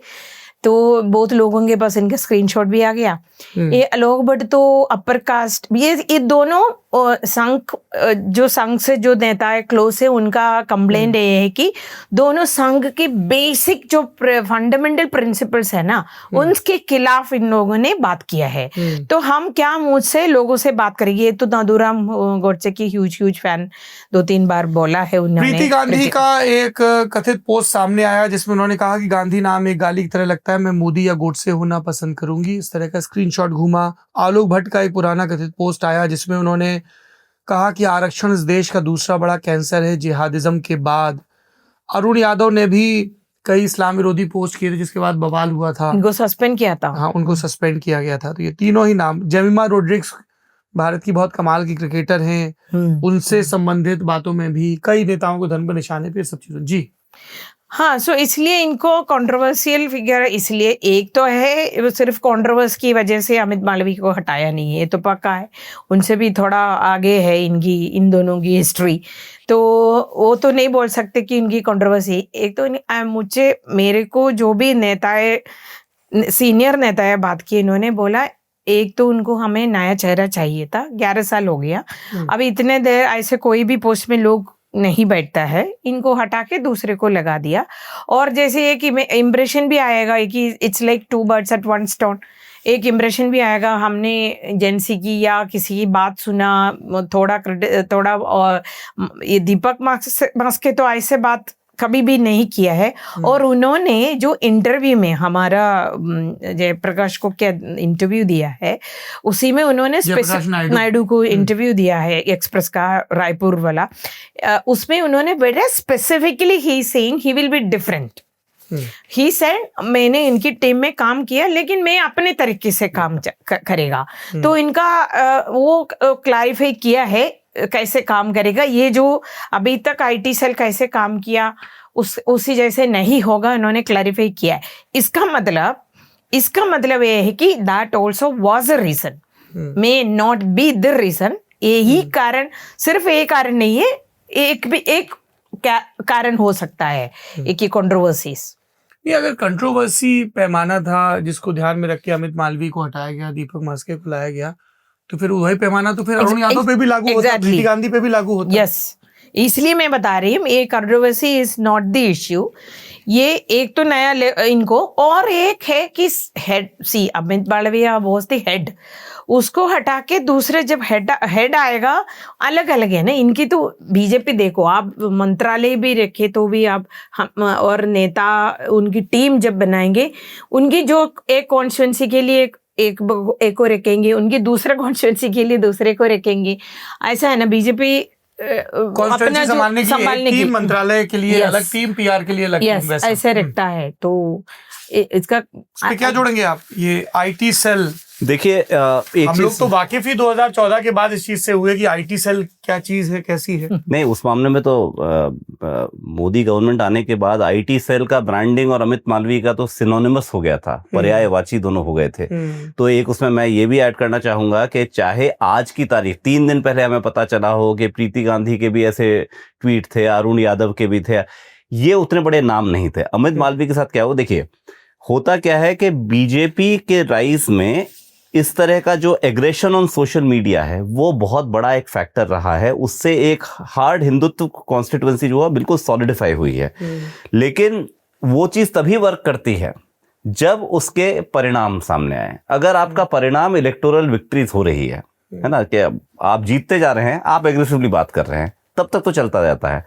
अगर पता चला परिणाम केवल इलेक्टोरल विक्ट्री ही नहीं, दूसरा आपका पूरा जो इकोसिस्टम है मीडिया, सोशल मीडिया का, उसमें आपका डोमिनेंस। बहुत साल हमने देखा कि बीजेपी बहुत आगे थी बाकी सबसे, कांग्रेस बहुत पिछड़ गई थी, पप्पू वगैरह राहुल गांधी के बारे में ये सब चीजें आम हो गई थी। अभी जो हुआ इस साल, जो खुल के सामने आया कि जो सोशल मीडिया का बैटल है, सोशल मीडिया के बैटल में जो सीजेपी का प्रोटेस्ट शुरू हुआ, और सीजेपी का जब से ट्विटर हैंडल और ये सब आपका इंस्टाग्राम वाला आया, तो उनका एडवांटेज बहुत क्लियर दिखाई देना शुरू हो गया। और उस एडवांटेज में ये हुआ कि जब आप देखेंगे कि तमाम ये 20-25 दिन आंदोलन चलता रहा, लंबी हंगर स्ट्राइक हुई। आप पहले देखिए कि टेलीविजन ने एक तरह से दिखाया ही नहीं। बहुत दिन तक सोनम वांगचुक की हंगर स्ट्राइक को दिखाया नहीं गया, लेकिन उसके बावजूद भी 17वें 18वें दिन आते आते धीरे धीरे कन्वेंशनल मीडिया में भी आना शुरू हुआ और 20 तारीख के बाद वहां भी बहुत बड़ी खबर बन गई। तो एक चीज पक्की हुई कि ये जो बीजेपी का नैरेटिव सेट करना, इसके पीछे सबसे बड़े figure specially social media world में थे अमित मालवीय, और पिछले 1-1.5 महीने में नैरेटिव ढंग से सेट हो नहीं पाया। और जेन जी के लोगों ने जो रील इधर उधर घुमाई, जो एल्गोरिथम्स ने बार बार आपको दिखाया, उसमें लगा जैसे जेन जी का जो मूवमेंट है वो हमेशा एक कदम बीजेपी से आगे नजर आ रहा है। तो जब ये चीज होगी तो ऑब्वियस है कि किसी ना किसी को रिस्पॉन्सिबिलिटी लेनी पड़ेगी। अब रिस्पॉन्सिबिलिटी चाहे अकेले अमित मालवीय की नहीं हो सकती, लेकिन क्योंकि वो पोजिशन में है इसलिए वो रिस्पॉन्सिबिलिटी उनके ऊपर आ जाती है या आ गई। आप ये चीज देखिए कि ये शुरू में लोग बोल रहे थे कि भाई नितिन नवीन प्रेसिडेंट बने हैं, एकदम अनएक्सपेक्टेड। तो उनके बनने के बाद ऐसी एक उम्मीद थी कि उनकी टीम भी बिल्कुल अलग सी आएगी। कई लोग बोल रहे थे हो सकता है बहुत सारे नए चेहरे आ जाएं, जो नहीं हुआ। बहुत सारे चेहरे पुराने हैं, लेकिन हुआ कहाँ है? अगर आप उसको फाइन प्रिंट देखिए टीम की, तो चेंज जब आप देखेंगे तो social media and the media cell have changed. Social media जो है वो आपका पूरा सोशल मीडिया का कवरेज जो है उसमें आप देखिए कि अमित मालवीय गए हैं, मस्के जी आए हैं, और साथ में आपके ये पूरी टीम आ गई है। वो सोशल मीडिया की टीम का एक तरह से एक्सपेंशन भी ऑन पेपर हो गया है कि आपके इंचार्ज भी हैं और को कोऑर्डिनेटर भी हैं। वैसे ही मीडिया सेल में जहां पिछली बार बलूनी साहब थे, अनिल बलूनी आज भी हैं, संजय मयूख हटे हैं, लेकिन बलूनी साहब के साथ 3 नाम और भी जुड़ गए हैं कि ये को कोऑर्डिनेटर होंगे। तो जो सोशल मीडिया और कन्वेंशनल मीडिया है, ये दो है बीजेपी का outreach to society at large. क्योंकि कोई भी पॉलिटिकल पार्टी आज के ज़माने में सोसाइटी पे कैसे जाती है? जो टीवी पे दिखता है, क्या अखबार में आएगा, और क्या इंस्टाग्राम पे दिखेगा, एक्स पे दिखेगा, फेसबुक पे दिखेगा, उस सब में अगर आप देखिए तो विजिबल चेंज नितिन नवीन की नई टीम में है। तो इसमें कोई दो राय नहीं है कि पार्टी को ये परसेप्शन पार्टी के दिमाग में पिछले 1-2 महीने में आया है कि शायद हम अब नैरेटिव पे जिस तरह सवार थे उस तरह अभी सवार नहीं लग रहे हैं, and course correction is required. तो ये चीज तो मुझे जहां तक सौरभ लगता है कि ये विजिबल सी चीज है जिसमें कोई डाउट नहीं। आपने संजय मयूख का जिक्र किया, कोलेटरल डैमेज की बात होती है। पटना से ही आते हैं अजय आलोक भी, संजय मयूख भी, ऋतुराज सिन्हा भी और नितिन नवीन भी, और चारों ही कायस्थ समाज से आते हैं। संजय मयूख लगातार मीडिया प्रबंधन देख रहे थे और एमएलसी भी बन रहे थे लगातार। अभी भी एमएलसी हैं। अभी भी एमएलसी हैं। अब वो ये या तो उम्मीद करें कि भाई सम्राट चौधरी की मंत्रिपरिषद में शायद उनको मिले, पर फॉर्मूला क्या होगा, कितना कायस्थ प्रतिनिधित्व देगी बीजेपी, वो तो एक हो गया। तो ये एक समस्या है। और देखिए अनिल बलूनी को इंचार्ज तौर पे रखा है, लेकिन तीरथ सिंह रावत का टिकट काट के उनको गढ़वाल से टिकट दिया गया था। तो तीरथ सिंह रावत की उपाध्यक्ष के तौर पे वापसी की गई है एकदम, ताकि वहां पे बैलेंस दिखे। मैं अब थोड़ा कुछ पॉइंटेड नाम है उस पर डिस्कशन चाह रहा हूं। सबसे पहले Smriti Irani.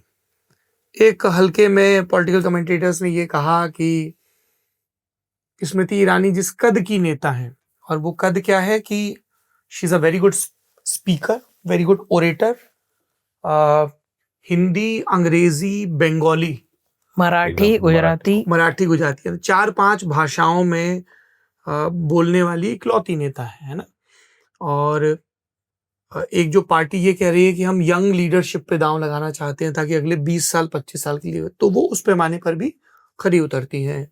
She must be in her 40s or 50s, like 50 Naveen. She's in 50. हाँ, 50, वही मैंने she's कहा, just turned 50. तो योगी, नितिन नवीन, देवेंद्र फडणवीस, वो वाली जो पूरी लीग है। पर यह भी कहा गया कि 2024 की चुनावी हार के बाद पार्टी ने 2 साल हाल नहीं लिया, इसीलिए वो वापस अपने एक्टिंग के प्रोफेशन में गई, और वो सास भी कभी बहू थी रीलॉन्च भी हुआ वगैरह वगैरह। अब उनकी वापसी हुई है, तो कई लोगों ने उस वापसी को रेखांकित करते हुए ये भी कहा कि पार्टी के पास संगठन के स्तर पर प्रखर महिला नेताओं की कमी, 1। दूसरा, स्मृति ईरानी को एक नेता के तौर पर आरएसएस के जो पदाधिकारी हैं उनमें संभावनाएं देखते हैं कि she is a good leader, fighter leader. और तीसरा, इस तरह से भी पढ़ा गया कि अमित शाह की उतनी नहीं चली। ये मैं जरा समझना चाहता हूं कि क्यों इस तरह का प्रोजेक्शन होता है कई एनालिसिस में कि अमित शाह की चलती तो स्मृति ईरानी की वापसी नहीं होती। ऐसा नहीं है बीजेपी में। अमित शाह की ऐसा है तो कि मंत्री कैसे बन गया, ऐसा भी है ना कि मंत्री जाइंट किलर शिव। हाँ इस राहुल गांधी को हरा के आई थी अमेठी नहीं, से। मैं यही बोल रही हूँ और 14 में जाके लड़ी थी। बीजेपी में मैंने ऐसे इन द पास्ट ऑल्सो हमने देखा है कि कुछ लोगों, हमें पता है मोदी जी से नहीं बनता है लेकिन अमित शाह जी उनको पुश करते हैं। कुछ लोग ऐसा है अमित शाह जी से बिल्कुल नहीं बनता है लेकिन प्राइम मिनिस्टर चाहे तो उनको रखता है। लेकिन पार्टी में जब बात करें, मनोहर लाल खट्टर ऐसा एक नाम है। Yes exactly. अमित शाह से बहुत नहीं बनती है, प्रधानमंत्री बहुत पार्टी पसंद की करते बात जब करेंगे ना, जब हमने नोटिस किया है, ये ऐसे नहीं कि किसी ने हमसे बोला, आप ऐसे नोटिस किए तो पार्टी में अभी तक इस लिस्ट में मैं इतना नहीं देख रही, दैट इज ट्रू। अभी तक हम ऐसे देखते थे कि Amit Shah had a very good control over the party. जो ऑर्गेनाइजेशन का जब कुछ भी बात किए तो वही बात करेगा। जैसे कि आपको पता है ये एक इलेक्शन, मेरी ख्याल से यूपी इलेक्शन है, ऐसा एक मौका आया था कि उनको लगा कि अपनी हाथ से एक नैरेटिव जा रहे, तभी इन्होंने बिल्कुल अमित शाह जी को उधर डिप्लॉय किया है। और गुजरात इलेक्शन जब कांग्रेस बड़ा फॉरवर्ड में गया, मतलब एक इलेक्शन में जब उनको 99 सीट मिला था, उसी टाइम में भी लास्ट मेरी ख्याल से फर्स्ट 1 या 2 वीक के बाद ही अमित शाह जाके उधर स्टेशन कर दिया। उसके बाद पूरा बूथ से लेकर सारा स्टेशन करेंगे नहीं। आनंदीबेन पटेल जब सीएम थी तब दिक्कतें हुई, आनंदीबेन पटेल को वहां से हटाया गया और अमित शाह के नॉमिनी को जब बनाया गया तो जिम्मेदारी भी उन्हीं की रहेगी। हाँ, इसलिए कभी कभी पार्टी इनको पहले हम नहीं देखेंगे इतना इंटरेस्ट, लेकिन एकदम उनको भेजते हैं, वो ही टेक्स कंट्रोल। ये पार्टी का ऑर्गेनाइजेशन का अभी तक हम ऐसे देखते थे कि इनका ही है पूरा। जो आप नेताओं को लेते तो जनरल सेक्रेटरी जो जिसको हम सूची में दिख रहा है, इस सूची में इतना नहीं दिख रहा है। एक तो 2-3 लोगों का है, वो है, उसके अलावा और किसी इतना ज्यादा नहीं दिख रहे। ये तो एक सुनील बंसल बरकरार हैं, he is close to Amit Shah. Yes, और एक है, बट ये स्मृति ईरानी का दूसरी एक और बात है कि हम पीछे देखे तो जब भी गांधी फैमिली को थोड़ा जब थोड़ा ऊपर आएगा, डोमिनेंस हो जाएगा, तभी बीजेपी फील करेगा स्मृति ईरानी को। She is known as a Gandhi family better in the party. तो अभी राहुल गांधी देखो बड़ा अग्रेसिव हो गया, ये छात्रों की कुंज कर रहे हैं। बीजेपी के बहुत लोगों को ऐसे दिक्कत हो रहे हैं कि राहुल गांधी एकदम उसकी image, that is true that ये जो जेंसी प्रोटेस्ट में इतना फायदा नहीं उठा नहीं पाया, लेकिन उसके पोस्ट इस पे पिछले जो सेशन, मानसून सेशन, वो कंप्लीटली डोमिनेटेड। राहुल गांधी की बॉडी लैंग्वेज बड़ा डिफरेंट था, जैसे वो पहले आते थे ऐसे नहीं आते थे इस सेशन में। तो भाजपा को लग रहा है कि Smriti Irani is the best to ये जो काउंटर राहुल गांधी। देखिए उसमें ये भी है, ये बिल्कुल मैं इससे सहमत हूं, लेकिन मैं किसी से संघ में बात कर रहा था, कल की बात है, तो उन्होंने कहा कि आप लोग मीडिया में बहुत लोग ऐसे रीड कर रहे हैं कि भाई स्मृति ईरानी की ग्रैंड वापसी हुई है। बोले कि उसको दूसरी तरीके से भी आप देखने की कोशिश कीजिए कि स्मृति ईरानी जो है वो क्या किसी तरह कभी बाहर गई थी। उन्होंने बोला कि पहली चीज आप देखिए कि बहुत जल्दी उनको प्रमोशन मिला, बहुत जल्दी वो मंत्री बनी रही, राहुल गांधी के अगेंस्ट फील्ड हुई, हारी, फिर हराया भी। पिछली बार क्या हुआ कि वो अपना किशोरी पहले राज्यसभा में भी रही और महिला मोर्चा की अध्यक्ष, तो मंत्री तमाम रही, महिला मोर्चा की उससे पहले अध्यक्ष रही। फिर किशोरी लाल शर्मा से जब हार गई, अब वो हारी भी हैं एक तरह के गांधी फैमिली के लोकल एजेंट से हार गई। हारने के बाद उनको राज्यसभा के रास्ते अगर मंत्री बनाया जाता तो थोड़ा लगता कि कुछ ज्यादा ही दिया जा रहा है। उसके बाद जब अगली, एक तो पूरी टीम ही डिलेट थी, अब हम बोले कि 2 साल से विल्डरनेस में थी, तो वो तो टीम ही डिलेट थी। अगर ये टीम मान लीजिए 1 साल पहले आ गई होती, नितिन नवीन और पहले बन गए होते और टीम आ रहा, तो शायद उतना ज्यादा गैप ना लगता। ग्रैंड वापसी नहीं, पर वापसी तो है। वापसी तो है, लेकिन उसमें ये भी माना जा रहा है कि 24 के बाद के आप बताइए कितने विधानसभा चुनाव में उनको लगातार सक्रिय रखा गया। बंगाल में अगर स्पोक्स पर्सन की आप बात करें तो जो उपलब्ध स्पोक्स पर्सन हैं, आप देखिए कि जब हम लोगों ने राजनीति समझनी शुरू की, सबसे पहले अरुण जेटली को हमने कैसे नोटिस किया लेट 90s में टीवी पे देखते टीवी पे देखा कि भाई ये बीजेपी के स्पोक्स पर्सन हैं, आर्टिकुलेट हैं, इंग्लिश बोल सकते हैं, हिंदी बोल सकते हैं। निर्मला सीतारामन एकदम। सबसे पहले हमने कैसे नोटिस किया कि भाई जीवीएल नरसिम्हा हुए, उसके पहले निर्मला सीतारामन हुए, सुषमा जी हुई, ये सब लोग भाई बोले, सामने दिखे। तो आप उसके बाद के चुनाव में बताइए कितना आपने फ्रंट पे रखा, कितना वर्कलोड दिया। तो इसलिए ये सवाल पूछा जा रहा है। राम माधव को लेके क्या रहा? देखिए, राम माधव को उनका ज्यादा क्लियरली रिटर्न ही है, क्योंकि राम माधव लंबा के गैप था। लंबा गैप था और वो गैप समझ में नहीं आ रहा था कि मतलब एकदम से वो गायब हो गए। एक टाइम पे वो मोदी जी की फॉरेन ट्रिप्स भी देखते थे, तमाम आपका कश्मीर, नॉर्थ ईस्ट, किस किस चीज को देखते थे, लेकिन अब मुफ्ती मोहम्मद सईद के साथ गठजोड़ होगा तो राम माधव एकदम। हैं। तो वो उनका रिटर्न बहुत क्लैरिटी से है कि उनको एक तरह का एक्नॉलेजमेंट पार्टी ने दिया है, यस यू आर देयर। तो उसमें कोई डाउट नहीं है, स्मृति ईरानी का भी रिटर्न है, लेकिन पर एक ये बताइए कि मतलब बनाया भी है तो राष्ट्रीय उपाध्यक्ष बनाया है, और कई लोग कहते हैं कि राष्ट्रीय उपाध्यक्ष आधा घोषित मार्गदर्शक मंडल जैसा है। नहीं, वसुंधरा राजे नहीं, आप बताइए, वसुंधरा नहीं, राजे नहीं, को मैं उपाध्यक्ष बताऊंगी, बना के रखा है, देखो, क्या उनको पावर दी गई है? सौरभ, जो पोस्ट है सही बोला आपने, जनरल सेक्रेटरी है सबसे ज्यादा, लेकिन आप बैजयंत पांडा जो वाइस प्रेसिडेंट था पहले भी, लेकिन उनको क्या आसाम इंचार्ज था, तो इंचार्ज जब इसके बीच में नहीं, मैंने इसीलिए कैटेगोरिकली वसुंधरा का नाम लिया है। नहीं, क्या काम दिया गया उनको बताइए? काम देने में है। हाँ। तो अभी हमें देखना है राम माधव जी को क्या काम देंगे। कोई अच्छा स्टेट नहीं है तो त्रिपुरा दिए और तो आप बिल्कुल ऐसा है। एक और चीज भी याद रखिए, वसुंधरा जी का एक टाइम पे स्टैचर बहुत जबरदस्त था, राजस्थान की मुख्यमंत्री थी।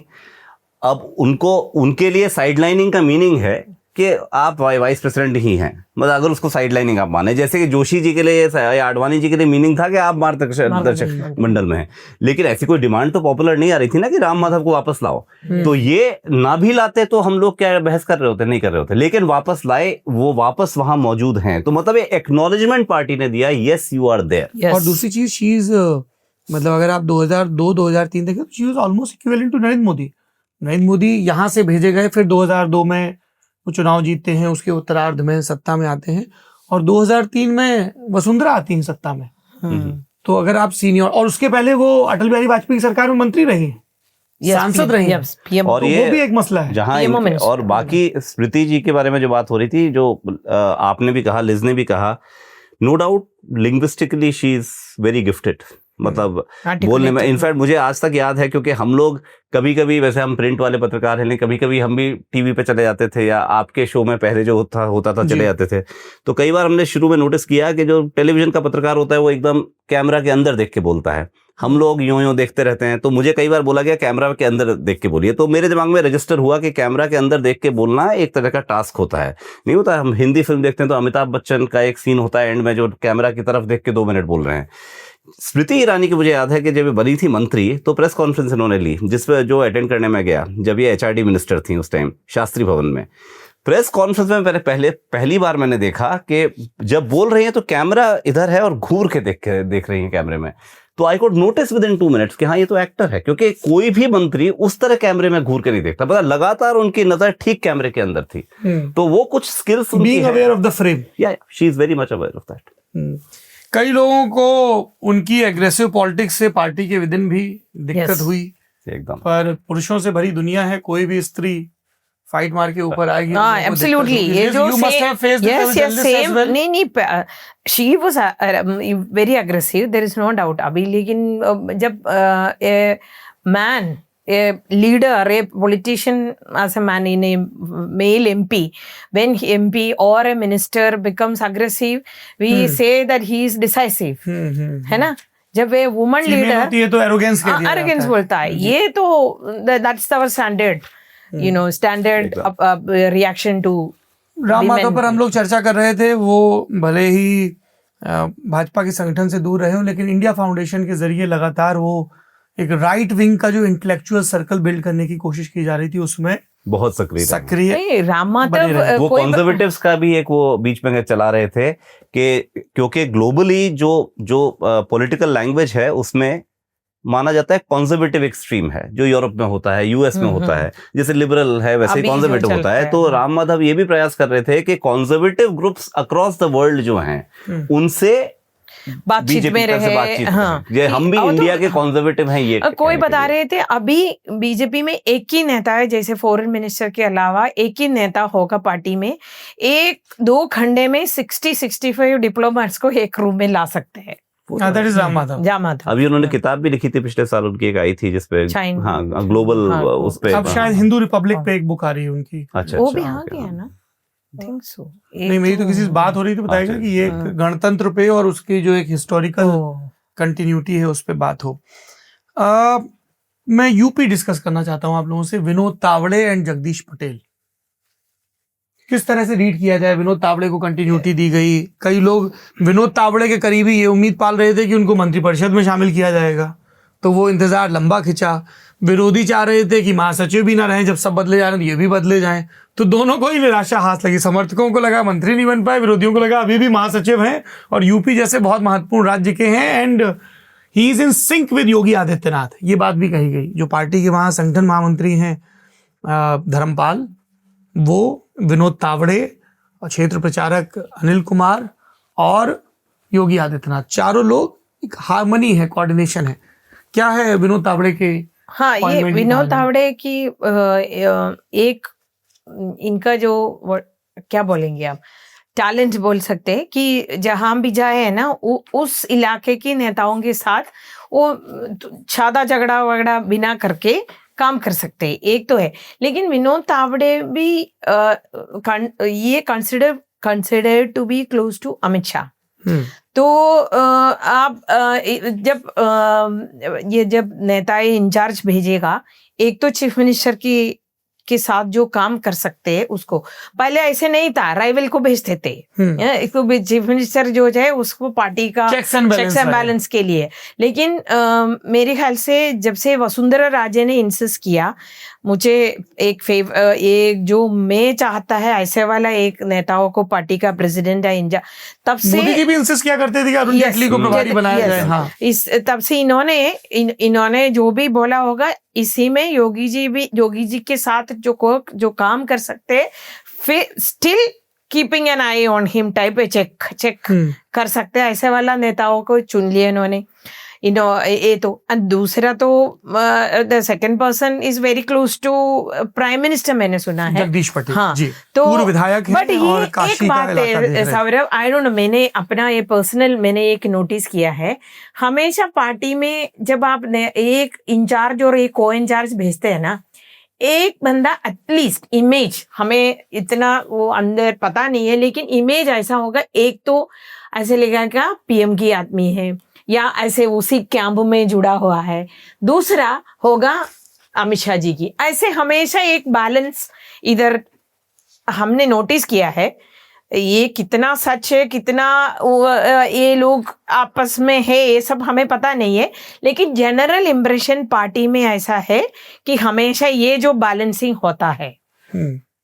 और ट्रस्टेड आदमी है ऑर्गेनाइजेशनली, और वो भी है कि योगी आदित्यनाथ थोड़ा अपना एक इंडिपेंडेंट स्टैंड रखते हैं, उनके साथ एक कोऑर्डिनेशन भी जरूरी है।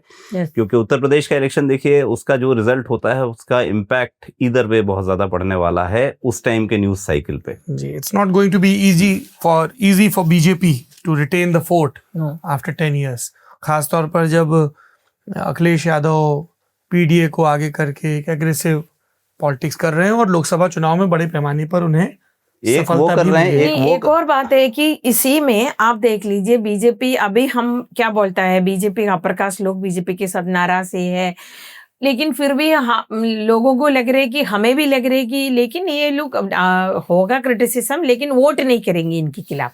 लेकिन समाजवादी पार्टी और राहुल गांधी एक साथ आए तो ऐसा एक सेक्शन है अपर कास्ट में, ये कांग्रेस के साथ अभी भी जोड़ने में उनको कोई दिक्कत नहीं है। ये बीजेपी के लिए एक चिंता की विषय है। अभी बहुत लोगों ने उन्होंने इनका ये कंसर्न भी रेस किया था कि ये दोनों जब आए तो अपर कास्ट को कैसे संभालेंगे। और पीडीए भी देखिए ना, अभी एक मिसमैच तैयार हो गया है। अभी 2 साल पहले तक तो लगातार बीजेपी जो है पिछड़ों की और एससीज की एसटीज की बहुत बात कर रही थी। यहाँ तक कि जब मुद्दा वो आया था, जब इलेक्शन से पहले ये बोला गया 400 पार, ये इसलिए बोल रहे हैं क्योंकि ये संविधान बदल के आरक्षण हटाना चाह रहे हैं, तो बीजेपी का काउंटर ये था कि कांग्रेस और बाकी विपक्षी दल एससी एसटी ओबीसी का आरक्षण लेके अपने वोट बैंक को देना चाह रहे हैं, मतलब उसका इनडायरेक्ट मीनिंग था मुसलमान। तो वो चीज तो होती रही। अब जो है पीडीए के लिमिट्स आ चुके हैं, क्योंकि अगर अखिलेश यादव पीडीए बोलते हैं, जो बोल रहे हैं आजकल वो, तो पीडीए की डेफिनेशन अखिलेश जब बोलते हैं तो ये हो जाती है कि यादवों के अलावा बाकियों को भी हम साथ लेंगे, अति पिछड़े को भी साथ लेंगे, औरों को भी लेंगे, क्योंकि उनके ऊपर चार्ज जो लगा है वो ये है कि एमवाई के बियॉन्ड वो नहीं जाते हैं।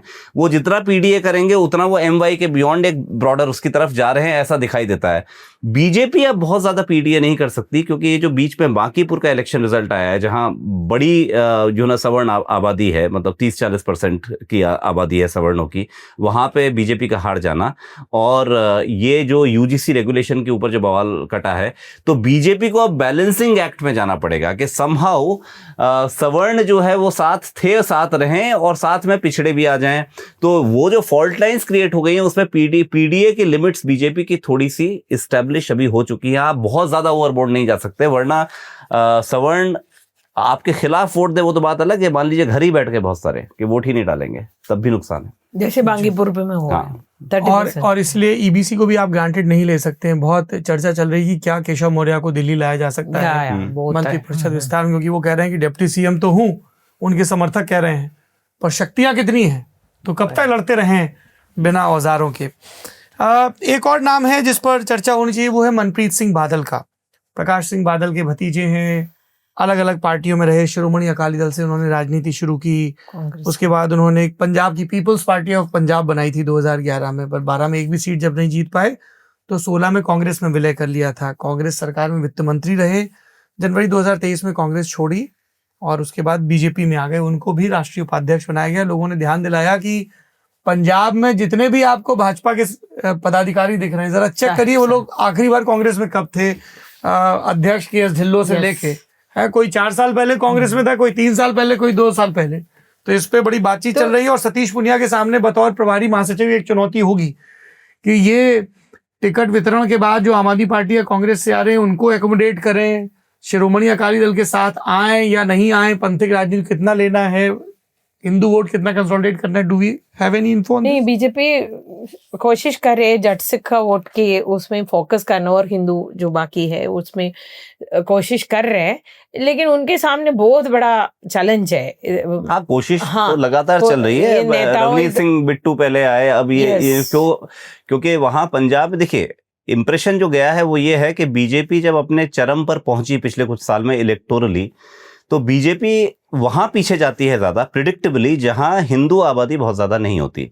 तो एक तो जो लिज का होम स्टेट है केरला के अंदर जिसे कहते हैं कि मुस्लिम प्लस क्रिश्चियन काफी बड़ी आबादी है, 45% टाइप, तो वहां बीजेपी बहुत ज्यादा नहीं कर पा रही। दूसरा एक पंजाब हो गया कि पंजाब में 2019 याद रखिए कि 19 में जब 303 पे बीजेपी पहुंच गई थी, तब भी पंजाब में कांग्रेस उससे आगे थी।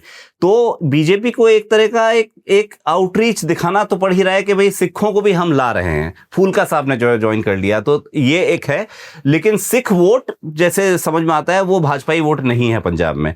तो इनके ऑप्शंस वही है कि थोड़ा आप दिखाइए कि हमारे साथ सिख भी हैं, और उसमें अक्सर ऐसा होगा कि जो होंगे वो किसी और पार्टी से भी आए होंगे। तो the party does not have too many options in Punjab. एक चीज और जो अंडरलाइन की जानी चाहिए वो है, कई लोगों ने कहा कि बीएल संतोष का कद कुछ घटा है, सौदान सिंह को लाया गया। देखिए ये एक दूसरे की तरफ बॉल मत पास करिए, वो अब देखना पड़ेगा। देखिए अब वो बस मुझे जवाब मिल गया अपना, मैंने देख लिया ये जिस तरह से ये सवाल सरकाया गया है। हरीश द्विवेदी भी आए हैं उत्तर प्रदेश से, उनको भी राष्ट्रीय महासचिव बनाया गया है। इस बार बस्ती से वो चुनाव हार गए थे। हमने स्वदेश सिंह का जिक्र किया, विकास जी के जेएनयू के जूनियर।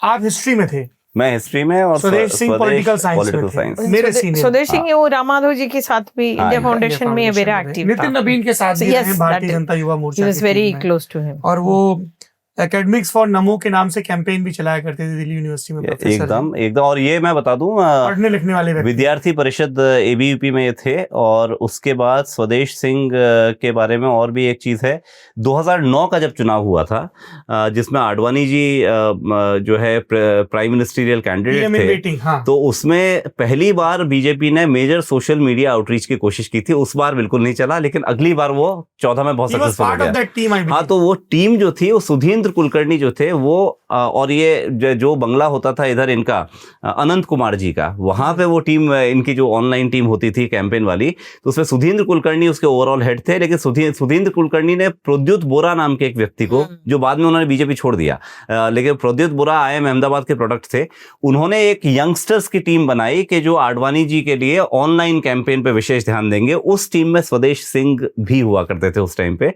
और वो प्रद्युत बोरा बाद में जो है वो उनको हिमंत बिस्व शर्मा के अगेंस्ट चुनाव लड़ाया गया था, तो बहुत बुरी तरह वो हारे थे और बाद में वो बीजेपी छोड़ भी गए। वो तिलक लेन में होता था ना ऑफिस। तो स्वदेश सिंह उस टाइम भी सक्रिय थे। उसके बाद राम माधव जी के इंडिया फाउंडेशन में बहुत सक्रिय रहे हैं।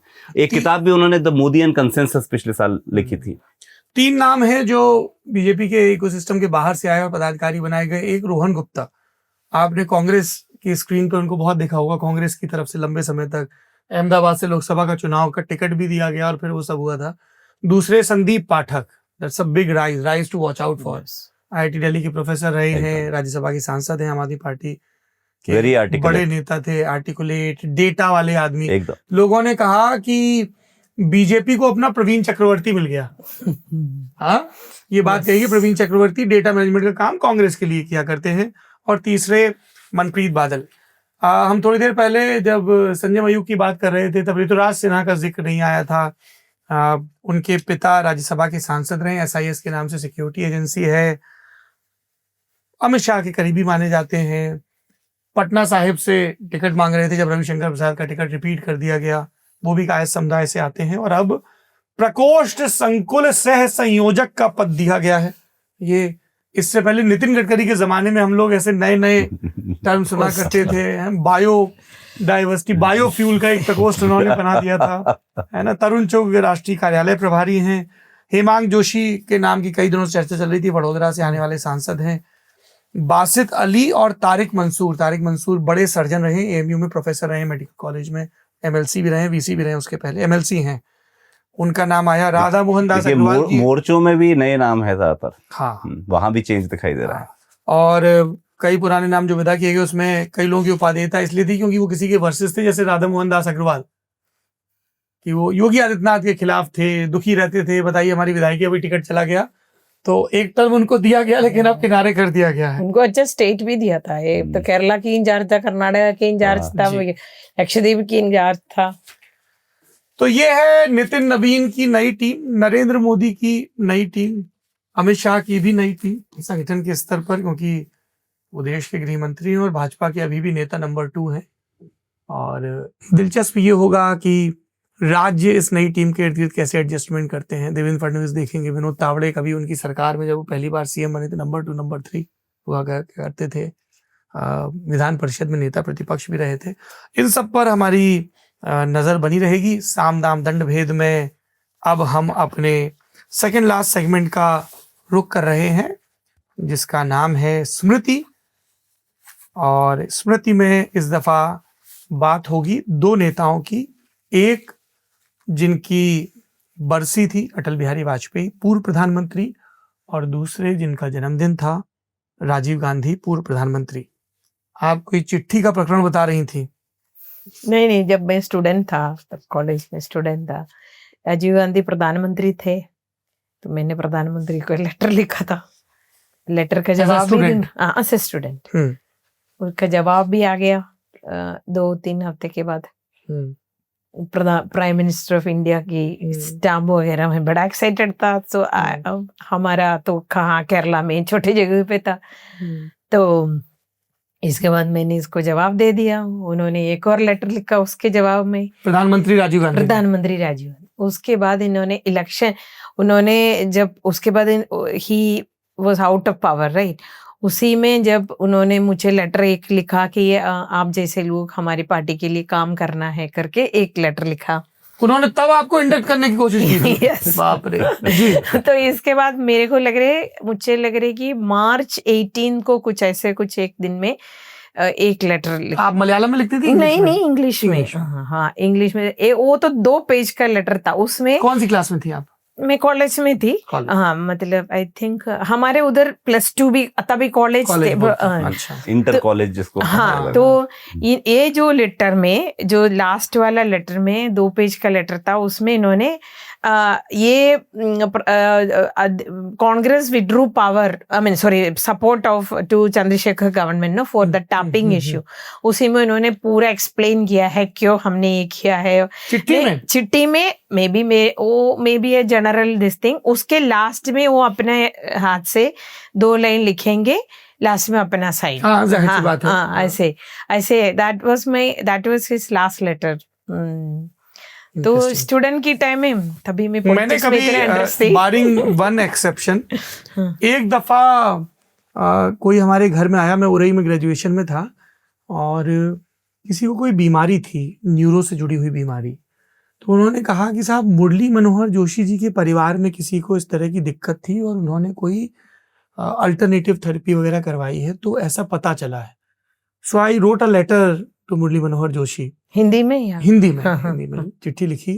मैं स्टूडेंट था, तो उनकी तरफ से जवाब आया जिसमें उस चिकित्सक के और उस चिकित्सा के ब्यौरे थे। तो वो जिन भाई साहब के कहने पे मैंने चिट्ठी लिखी थी, मैंने उनको पास ऑन किया। And that reminds me that I have to write letter to the prime minister and the leader of opposition both.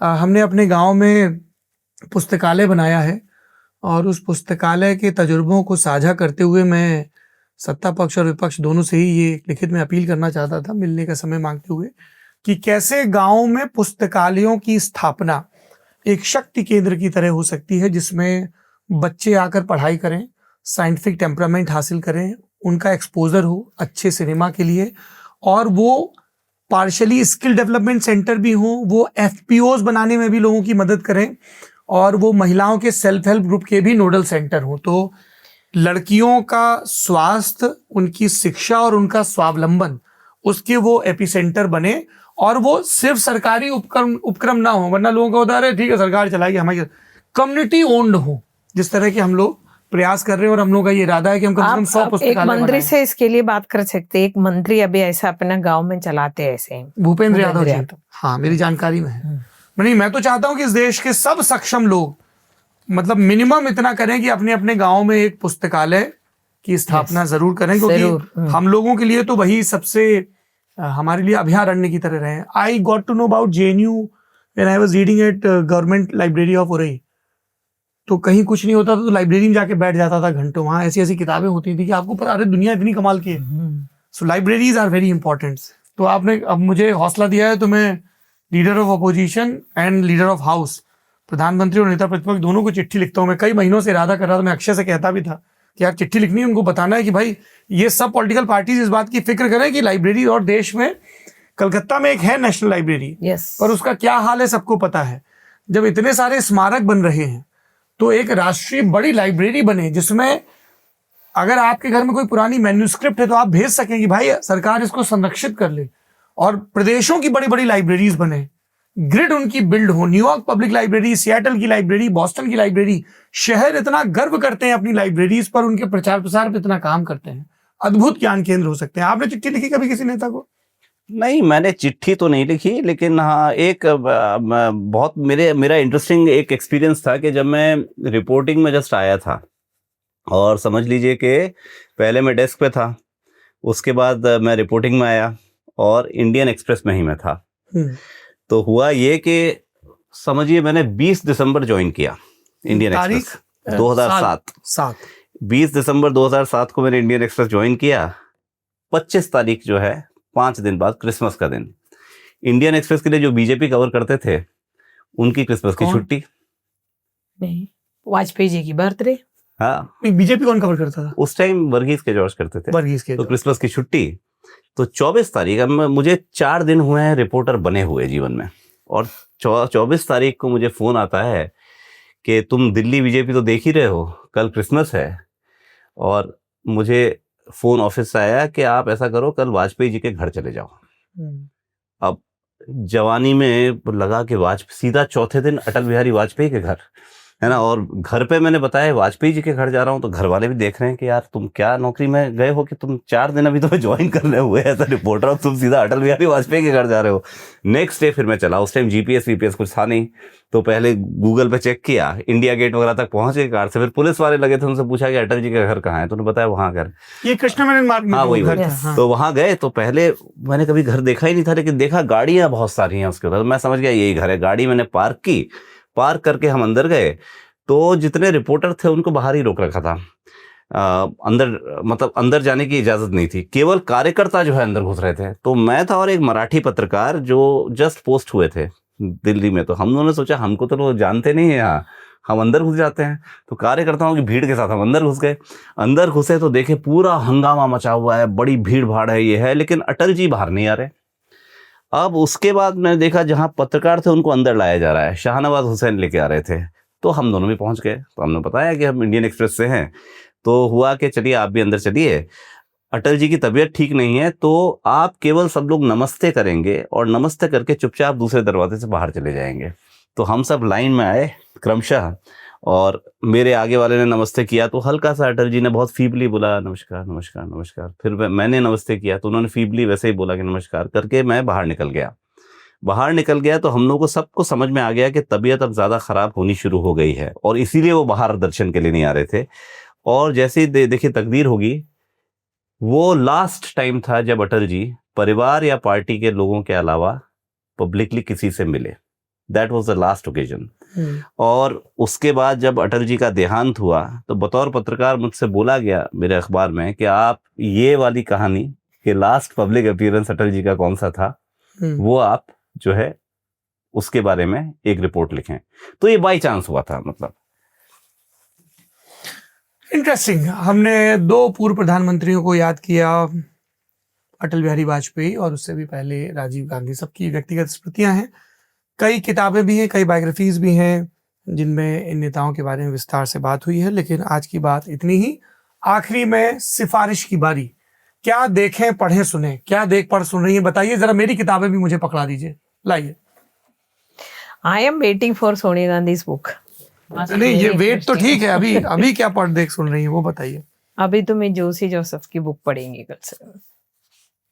Birth of a कल नेशन। मैंने वो शोभना नायर हिंदू उनकी बुक रिलीज में गया था, पार्लियामेंट उनका, हाँ उनका जिन्होंने रामविलास पासवान पे biography लिखा लिखी था। थी। अभी दूसरा ऑन पार्लियामेंट बिल्डिंग पे, वो मैं पढ़ना शुरू किया। आगे रिलीज हो गई है? हाँ, हाँ, हो तो गई कल है। लॉन्च हो गया, अच्छा, देखनी हो गई है। तो वो इसके बाद जोशी की बुक पढ़ेंगे। और मैं उसको थोड़ा सा खबर से भी अगर जोड़ दूं, क्योंकि हमने जो खबरें आज खबरों की चर्चा की है, तो जैसे आज हमने बीजेपी की टीम की चर्चा की, एक गीता पुरी की किताब है, पॉलिटिकल साइंटिस्ट हैं जो भाजपा के ऊपर है। दूसरा नलिन मेहता की किताब आई द न्यू बीजेपी 3-4-5 साल पहले, वो भी एक किताब है जो दर्शक पढ़ सकते हैं। बहुत बड़ी किताब है महाराज, थोड़ा ठहर के रिकमेंड ठीक है। बाकी अटल जी की वो अभिषेक चौधरी की 2 most brilliant book, 2 volume biography. उसके अलावा क्योंकि आज बिलीवर्स डायलेमा, हाँ एकदम, उसके बाद अलावा हमने आज जातिगत जनगणना ने पे डिस्कस किया, तो कास्ट पे जैसे एक बड़ी इंटरेस्टिंग किताब है निकोलस डर्क्स की कास्ट ऑफ द माइंड, वो दर्शक जो हैं उनको पढ़ना चाहिए। सुरेंद्र सिंह जोटका की भी किताब है कास्ट, OUP से, ऑक्सफोर्ड यूनिवर्सिटी प्रेस से आई हुई, वो भी आप पढ़ सकते हैं। उनमें तमाम चीज़ें आपको पुरानी दिखाई देंगी। क्रिस्तोफ जेफर्डो की भी एक थी इंडिया साइलेंट रेवोल्यूशन, वो भी आप पढ़ सकते हैं। और ये ऑफ ओबीसी, और वंदे मातरम की हमने बात की, सब्यसाची भट्टाचार्य की वंदे मातरम पे बहुत इंटरेस्टिंग किताब। तो देखिए, आप लोग पॉलिटिकल डिस्कशन कर रहे हैं, जो पहला रिकमेंडेशन मैं आपको दूंगा, ये centre for the study of society and politics Kanpur से बुक आई है। Professor AK Verma, professor KC Suri और विकास त्रिपाठी। ये विकास हमारे विकास त्रिपाठी JNU के थे, अभी गुवाहाटी यूनिवर्सिटी में प्रोफेसर हैं। Professor Suri university of Hyderabad में है, और प्रोफेसर वर्मा CSSP के कानपुर में डायरेक्टर। वर्मा साहब जो हैं ये समाजवादी पार्टी पे रिसर्च किए हुए one of the few scholars में हैं। समाजवादी पार्टी पे इनका so the good thing about this book, Lok Sabha elections India 2024, ये है कि हर राज्य के 2024 के नतीजों पर डिटेल्ड पॉलिटिकल ऐसे हैं, एनालिसिस करते हुए डेटा के साथ, हर राज्य में। Surprise setback for the Congress, ये शेषमणि साहू ने लिखा छत्तीसगढ़ के लिए। अभय कुमार ने बिहार पे लिखा, NDA dominates India block. Uttar Pradesh में प्रोफेसर A.K. वर्मा, संजय कुमार जी, धर्मेंद्र प्रताप श्रीवास्तव जी ने लिखा transition from identity politics to inclusive politics. ये बहुत दिलचस्प है। तो जिन लोगों की राजनीति में दिलचस्पी है उनके लिए ऐसा। थोड़ी देर पहले प्रीति गांधी के कथित ट्वीट की बात हो रही थी कि मुझे गांधी नाम पर शर्म है, वो गांधी परिवार के कंटेक्स्ट में कह रही थी। हम द ओजी गांधी की बात करेंगे, मोहनदास करमचंद गांधी। पुष्यमित्र हैं, बिहार के पत्रकार हैं। उनकी ये बहुत कमाल की किताब है गांधी का 47 ईश्वर अल्लाह तेरो नाम। राजकमल से ये किताब आई है। ये गांधी के बिल्कुल अंतिम दिनों की कहानी है। अक्टूबर 1946 से ये शुरू होती है और ये 30 जनवरी 1948 तक आती है। नोआखाली, कलकत्ता, बहुत डिटेल में है और बहुत नए सिरे से गांधी के अंतर्विरोध, पटेल और नेहरू के मतभेद होते हैं। दोनों अपने अपने इस्तीफे लेके पहुंच जाते हैं, हमको मुक्त कर दीजिए, हम अब शायद जरूरी नहीं रह गए हैं। और कैसे इन सब के बीच गांधी लगातार, उस दिन भी कह रहे हैं कि मनुबेन बोली कि आपके लिए फलानी दवा बना दूं, क्या बना दूं, तो उन्होंने कहा अरे शाम को बना देना, तब तक जीवित रहा तो। ऐसा मृत्यु का भास, क्योंकि जब मदन पावा ने बम फेंका था 20 तारीख को, तब से ही बातचीत शुरू हो गई थी। ये किताब आप लोगों को जरूर पढ़नी चाहिए।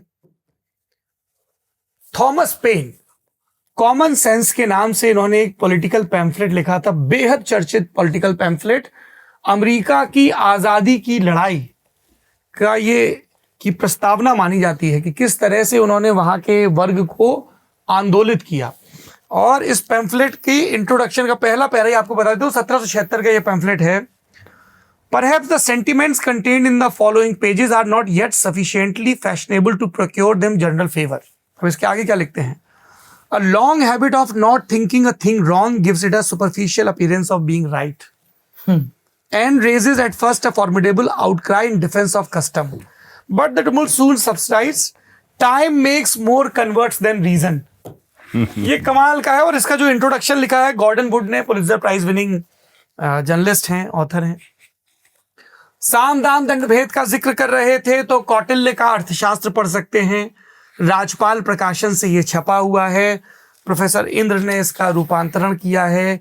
राज्यों में अध्यक्ष की नियुक्ति, राजदूत के कर्तव्य, विवाह के प्रकार, संपत्ति, इन सब पर विस्तार से बात की गई है इस किताब में। ये पूरी जो सीरीज है संस्कृत के कालजयी अमर ग्रंथ राजपाल प्रकाशन से आई है। इसी के तहत मैंने वाल्मीकि रामायण, स्वप्न वासव दत्ता, दश कुमार चरित, मृच्छकटिकम, ये सारी किताबें पढ़ी हैं और बहुत कमाल की हैं। ये आपकी लाइब्रेरी में जरूर होनी चाहिए। इस किताब को बुकर प्राइज मिला था, Taiwan travelogue. Very good book. I have been told, अभी मैंने पढ़नी शुरू नहीं की है। अभी मैंने स्ट्रेंजर्स करके किताब पढ़नी शुरू की है, बोर्डन बर्डन की बुक है। बड़ी डिप्रेसिंग किताब है। कोविड के दौरान की शादी कैसे ब्रेक होती है, तो ये यांग श्वेंग की बुक है। और ये आखिरी किताब है जो कि हमारी बड़ी दिलचस्पी है विज्ञान में, आई टोल्ड यू सो। ये किताब हमारी एक दोस्त हैं, वो साइकोलॉजिस्ट हैं, पुणे में रहती है, राधिका जी, उन्होंने हमें तोहफे में दी है। Scientist who were ridiculed, exiled and imprisoned for being right. ये मैट कैप्लन की बुक है। इसको भी आप पढ़ सकते हैं। बाकी हम जब पढ़ लेंगे तो आपको वीडियो बनाकर भी बताएंगे। देवी और सज्जनों, इन किताबों के जिक्र के साथ ही साम दाम दंड भेद का पहला एपिसोड खत्म होता है। शुरुआत है, सुधार की बहुत गुंजाइश है, हमेशा रहती है। हम राजनीतिक दलों के बारे में बात करते हैं पर उनसा गुरूर नहीं पालते हैं। जहां भी हमारी कमियां हो कमेंट बॉक्स में बताइए कैसे हम इस कार्यक्रम को बेहतर कर सकते हैं। ऑप्टिक्स की politics, the crusade to capture your screen, इसको लेकर जो राजनीतिक दलों में अलग अलग स्टेक होल्डर्स में सिर फुटअव्वल चल रही है, जोर आजमाइश चल रही है, उसके बारे में बताएं। आपके राज्य की सबसे बड़ी सुर्खी, ये सबसे बड़ी पॉलिटिकल गॉसिप क्या है, और जो मुख्य मुद्दे हैं जिन पर हमने बात की, खासतौर पर इस एपिसोड में हमने बीजेपी की नई टीम के बारे में बात की, क्योंकि चुनौतियां बहुत हैं और भाजपा को लग रहा है कि जैसे 2014 में उन्होंने फेसबुक को कैप्चर किया और व्हाट्सएप को कैप्चर किया, 2019 तक आते आते टीवी चैनल्स भी उनके नैरेटिव को डिस्कस करते नजर आ रहे थे। लेकिन 2019 से 2024 के बीच जो एक बड़ा फर्क आया कि टीवी से निकल के और अदरवाइज भी कई स्वतंत्र चेहरे यूट्यूबर बन गए थे जिन्होंने एक अल्टरनेटिव नैरेटिव भी प्रस्तुत किया। और अब 2026 में चुनौती ये है कि इंस्टाग्राम बीजेपी की पकड़ में फिलहाल नहीं दिख रहा है जेनजी के प्रोटेस्ट के बाद। ऐसे में नई राजनीतिक चुनौती को भारतीय जनता पार्टी, कांग्रेस और दूसरे दल कैसे देख रहे हैं, इसके बारे में भी अपनी राय से हमें अवगत करवाइए। साम दाम दंड भेद के बारे में आपकी राय हो, चिट्ठी लिखना चाहते हो, जिस जी ने चिट्ठी लिखी तो आपको हमारा पता स्क्रीन पे नजर आ रहा है, प्लीज राइट टू अस। हमारा पता आपको दिख रहा है, हम आपकी चिट्ठियों का इंतजार भी करेंगे और अगले एपिसोड से आपके भेजे हुए खतों को अपने कार्यक्रम में शामिल भी करेंगे। थोड़ा सा ओल्ड स्कूल साउंड कर सकता है, पर सारी पुरानी चीजें त्याज्य नहीं होती हैं।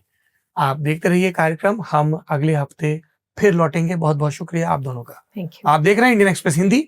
अगर पहली बार ये वीडियो आपके सामने आया है तो अब यही हमारा पता ठिकाना है, यही हमारा कर्म क्षेत्र है। हमारे साथ जरूर जुड़िए। शुक्रिया।